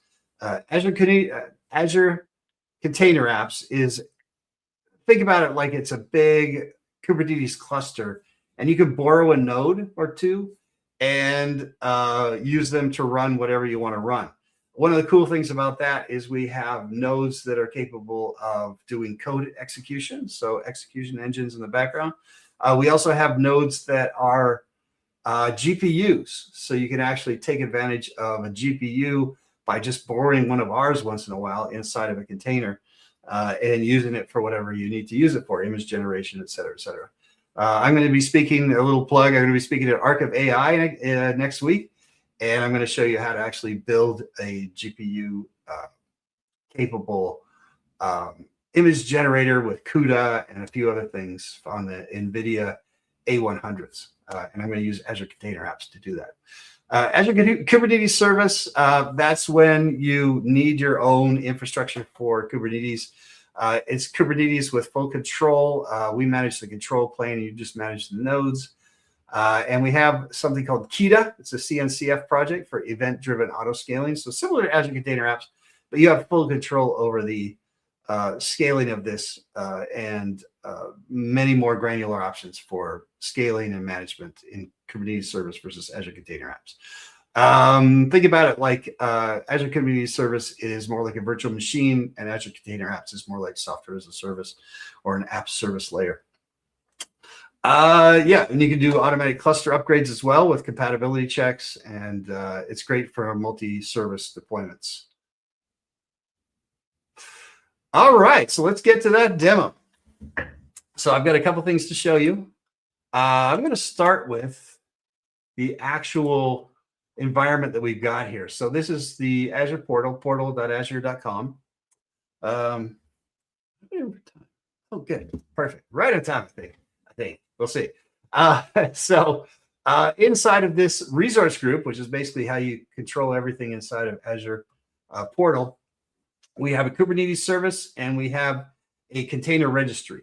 So basically what I had to do is take my code, build it, push it up to the container registry, and then it automatically gets published to the Kubernetes service. And once that's running, I can actually do cool things like go in and let's go into my VS Code here. And I've got a really simple app that I built. It's got some built-in errors that I'm going to show you in a little bit, but basically it's a really simple app, and all it does is you just, right now there's one order in there because I already did this. I can create the orders. I can list orders, all the orders. Well, there's only one. But basically you get the idea. So it's just a really simple app. It runs on curl, and basically it has a couple of different pieces of capability. Order service here, basically this includes intentional security issues, which we're going to discover in a little bit for AI code review demo. And in this case, it returns a mutable internal list, should return an unmodifiable copy. You don't want to be able to have prompt injection or, sorry, a SQL injection in your actual applications. In this case, there's no input validation whatsoever, and you're logging sensitive customer data and displaying it to users whenever they ask. There's also a string concatenation for simulated query string. In a real app, this would be SQL injection. Once again, the Copilot can flag this during a security review. And then the search is safe because it's in memory, but the pattern above should be flaggable. So there's several errors in this code, and there's another application with some intentional errors as well that we'll actually go through and find in a minute. So, but that's how the application works. I'll share a link to this at the end. It's pretty basic stuff. Now, there's a couple things you can do here. I'm going to fire up AKS. One of the things that I can do, for example, I've got my GitHub Copilot over here. I've got it in agent mode. I can also do ask, which just does questions and doesn't update anything, and a plan mode, which would be its own session. So we're not going to talk about that, but it's a cool way of sort of a man-in-the-middle building of an agent and basically planning the building of something. I'm using Claude Opus 4.6, but I have so many models here that I can use. This is an internal 1 million context model, which is awesome. And it allows me to have just unbelievable context inside of the application. I've really been impressed with how that builds. But I could also choose Gemini or one of the OpenAI configurations as well as some others. There's a whole bunch of others you could do, and you could add your own custom agent as well. And the cool thing about this inside of VS Code is I can switch between these without subscription for each one. All I have is my GitHub Copilot subscription, and I have access to all of these, and I can switch at will, and it actually keeps my context here. If I don't like what a Claude Opus is doing, I can change it to GPT 5.4 or 5.3 codecs. I find that 5.3 codecs is better for updates, and Claude Opus is better for just generating code raw. So those are the kinds of things I do. Switch between. If it's just not giving the results I want, I can switch to another model. So that's kind of cool. But I wanted to show you this agent mode, and I also wanted to show you a couple things here. You can run things locally, which is what we're going to do right now. We're going to run some local. In fact, let's do that. I'm going to ask it to review the code here and actually add some tests. And this is pretty basic stuff. A lot of you have probably already seen this, so I'm not going to belabor this point, but I'm going to show you a little bit of something else too while that's running. There's different options here. There's Copilot, so you can run things locally. You can also run a background agent inside of the Copilot CLI in this instance and have full access to this. And this is the cool one, cloud instances. So you can actually have something running in the background in the cloud, and it can actually take care of things. I'm going to show you why that's cool in a minute. But basically what it's doing right now is it's looking at the code and it's seeing filters. It doesn't check. It adds some tests here. And I'm going to go in yellow mode here. I'm going to say always allow commands. So it's going to allow me to do tests. Allow. All right. Yellow. There we go. So it's actually going to generate things. It's testing things. If I look down here at the bottom, it's actually generating these tests for me, these additional tests, and it's trying them out. So we're too quick. I was too slow to show you, but it actually generated its own. Actually, I think we can still look at that. Hold on. Terminal. Yeah. So down here, there's one hidden, and it's actually running in the background. It's running its own sub-agents to test all this and make sure that it compiles and builds. So that's kind of cool. But this is what it's showing us in the front. So it went through and it tried all the tests. It tests all the tests itself and said, here's what's been added. And then I can review. It only changed one file. So it changed one file and it added some new use cases here. And that's kind of cool. Let's see here. So it added some new tests inside of my order service test.java file. And I won't go into too much detail about what the tests do as we have a relatively short session, but basically it added a whole bunch of tests for us. It tested them for us down here in this hidden terminal and made sure they build. And now it's asking me if I want to keep the changes. I say, yes, I'll keep the changes. And then over here, I could go here and I can say update tests, and I can commit that. And I can say, yes, okay. So that's basically going to push this out to my repo. So now I've got my tests out there, and that's going to trigger out something else that I'm going to show you in a second here. So from that, the next thing we want to do is we want to check for security. So we want to check and see if we can detect those security issues that are intentional and built into the application. Obviously, in a real world application, they wouldn't be documented, but they are here. So what we're going to ask AI to do is check for the Open Worldwide Application Security Project top 10 vulnerabilities. We're going to check for these 4 SQL injections, sensitive data exposure, input validation gaps, and then these 3, and then suggest fixes for any issues found. So I can do that here, or I can put that in a cloud. I can do that in a background agent or in that cloud agent I was showing you. But I've got something even cooler to show you here, which is, let's go back into the browser. And I've actually asked it to do this inside of GitHub, inside of my GitHub repo with the new agents feature. So there's an agents feature here.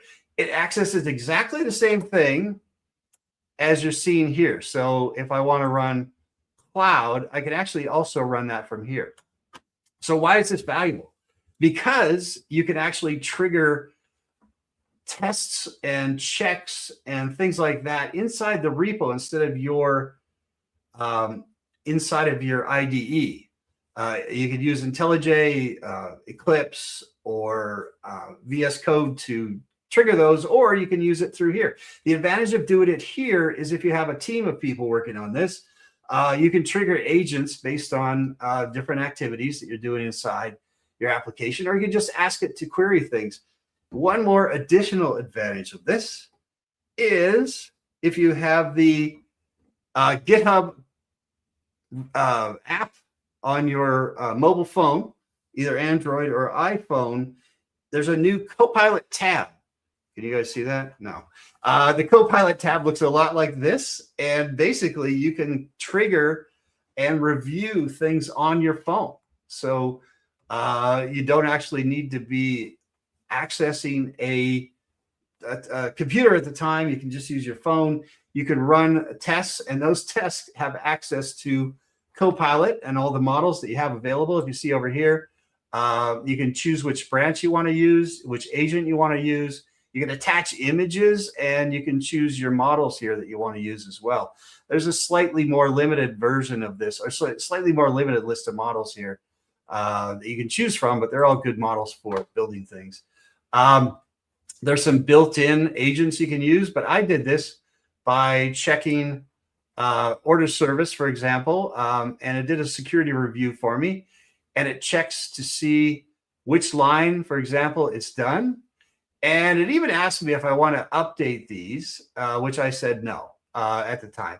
But basically, it provides a summary table. It's got some injection issues, some other things here. So that's pretty cool. So the whole idea, though, is you have a team of people, and you can trigger agents there. Now, I mentioned before GitHub Copilot actually running actions. So I just did that update test push here. And when you do the update test push, it actually generates the run, but it also does this little build report here as well, which is nice. So you don't have to read. This build report gives you the status, build success.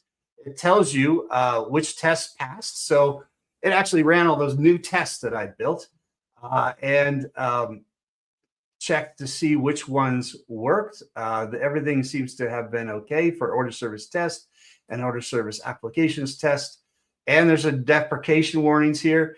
And there's actually an annotation here, nodes. So there was an Axios bug with Node a while ago. And Node 20, it just tells you that Node 20 actions are deprecated because this thing actually uses, this action actually uses Node to generate things. And I'll show you how it works in a second. But instead of having to read the Maven build here, which is basically this, as you can see, it's kind of long and a lot to read. It actually reads it for you. Talk about saving time. Builds a summary of any warnings or issues it finds during the build, and then puts them in that build summary for you. So that's obviously a little time saver there. So how does the actual, let's have a look at what the action actually looks like. I think I'll do that here. It's probably the best place. Yeah, here it is. Okay, so basically you choose anytime it's pushed or if there's a pull request, you use Ubuntu latest. You can also use these things called agent runners, which is the environment you're running in. We've got Ubuntu, Mac, and Windows. So you can choose all or one of those to run. It checks out the code for you, sets up Java 21, and then installs the Node.js. That's the one where you generated that error, that annotation, I guess. And then you've got the npm install, which adds install Copilot CLI. And then we've got this. This is the heart of the matter that I want to show you. You add a secret. So you have to get a Copilot token. So you need an access token for this. You can generate those for free from GitHub in your GitHub developer section of your profile. And then basically after that, once you've got Copilot installed and you've got your access token set up as a repository secret, you can just ask it. You can send it prompts. So you can send it a prompt. We could have sent it the security prompt too, but in this case, we're just checking to look at the build output and summarize whether the build passed or failed, any test failures, deprecation warnings, et cetera, et cetera. So that's how you actually get that report. And then you can actually run the build. And we've got a separate bonus build here for Docker. This keeps track of the build for you and writes that nice little build report. You can basically put anything that you can put in a prompt in here as well. So that's kind of cool. You could actually have something, for example, that if you have a pull request that comes in, checks for vulnerabilities and rejects the pull request if there are any, based on interaction with GitHub Copilot. In this case, by default, it works with Claude Opus 4.6 because that's what I've got in my Copilot and my IDE. So it works in the background, works in the cloud. So that's kind of cool. All right. I think we're going to wrap up there. We've also got some Kubernetes manifests that I could show you. But I think we're going to take some questions from there. Let's see. Yes. I'm going to share the repo at the end here for anybody who wants to check out the rest. All right. So that's basically what this, I didn't show you the Kubernetes manifest, but they were generated. They're there. You can see the correct probes limits and the HPA that was set up by Kubernetes. And we had human approval gates. So things that are important: human in the loop approvals, scoped tool permissions, branch protection rules, automated test gates, audit logging, and rollback first deployments. These are the kinds of things that you want to keep in your loop. And this is just a highlight of what we did to improve things. You saw it already. So I won't belabor the point again. And we've got some key takeaways there. The slides are actually in the repo. Here's some resources and links, which are in the repo as well. And the repo is at aka.ms/pipelines to production. And my name is Brian Benz. I'm at bbenz on most of the socials and on GitHub. And do link with me on LinkedIn and check out my repos at github.com/bbenz as well, aside from the one I'm sharing specifically here. All right, so I think we're exactly on the 30-minute mark. Yeah, thanks, Brian. So what's your most favorite tool, or what's the most favorite use case you use AI for in this CI/CD workflow? So for me, it's YAML generation for sure. Yeah, well, yeah, the YAML generation is really good. I think the thing I like the most, though, the thing that has the biggest set of possibilities, I think, is being able to call the Copilot CLI from GitHub Actions. So that's to me a big breakthrough. So you can do things in agents, and you can do that in a repo. That's cool. That's number two. Number one would be being able to do that same thing inside of a GitHub Actions workflow.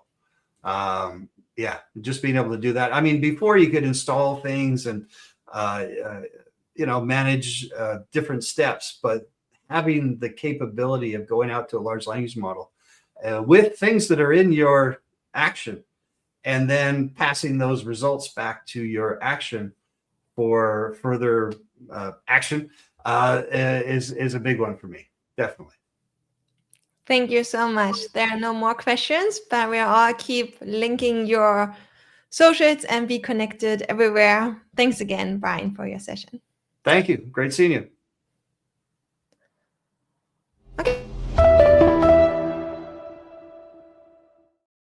Okay, and with that, it's time for me to wrap up Microsoft JDConf EMEA 2026. First things first, what have we learned? Java is there, Java is everywhere, Java is fun. We had so much fun playing the puzzles. Then there is AI, it's not above it, it's alive. We can use it everywhere as a Java developer. We use it to help us coding with the Copilot, for instance. We use it in our CI/CD pipeline with GitHub Actions. We might use it even sandbox, so we can go safe and only with one laptop at the airport. So yes, it is Java and AI time. There's nothing to be afraid of. It's there for us developers to be used. Thank you so much for joining this year's JDConf. Hope to see you next year as well. And yeah, your feedback is always welcome, so we can just get better. My name is Sandra Agrim. You can also find me on all the socials. See you next year.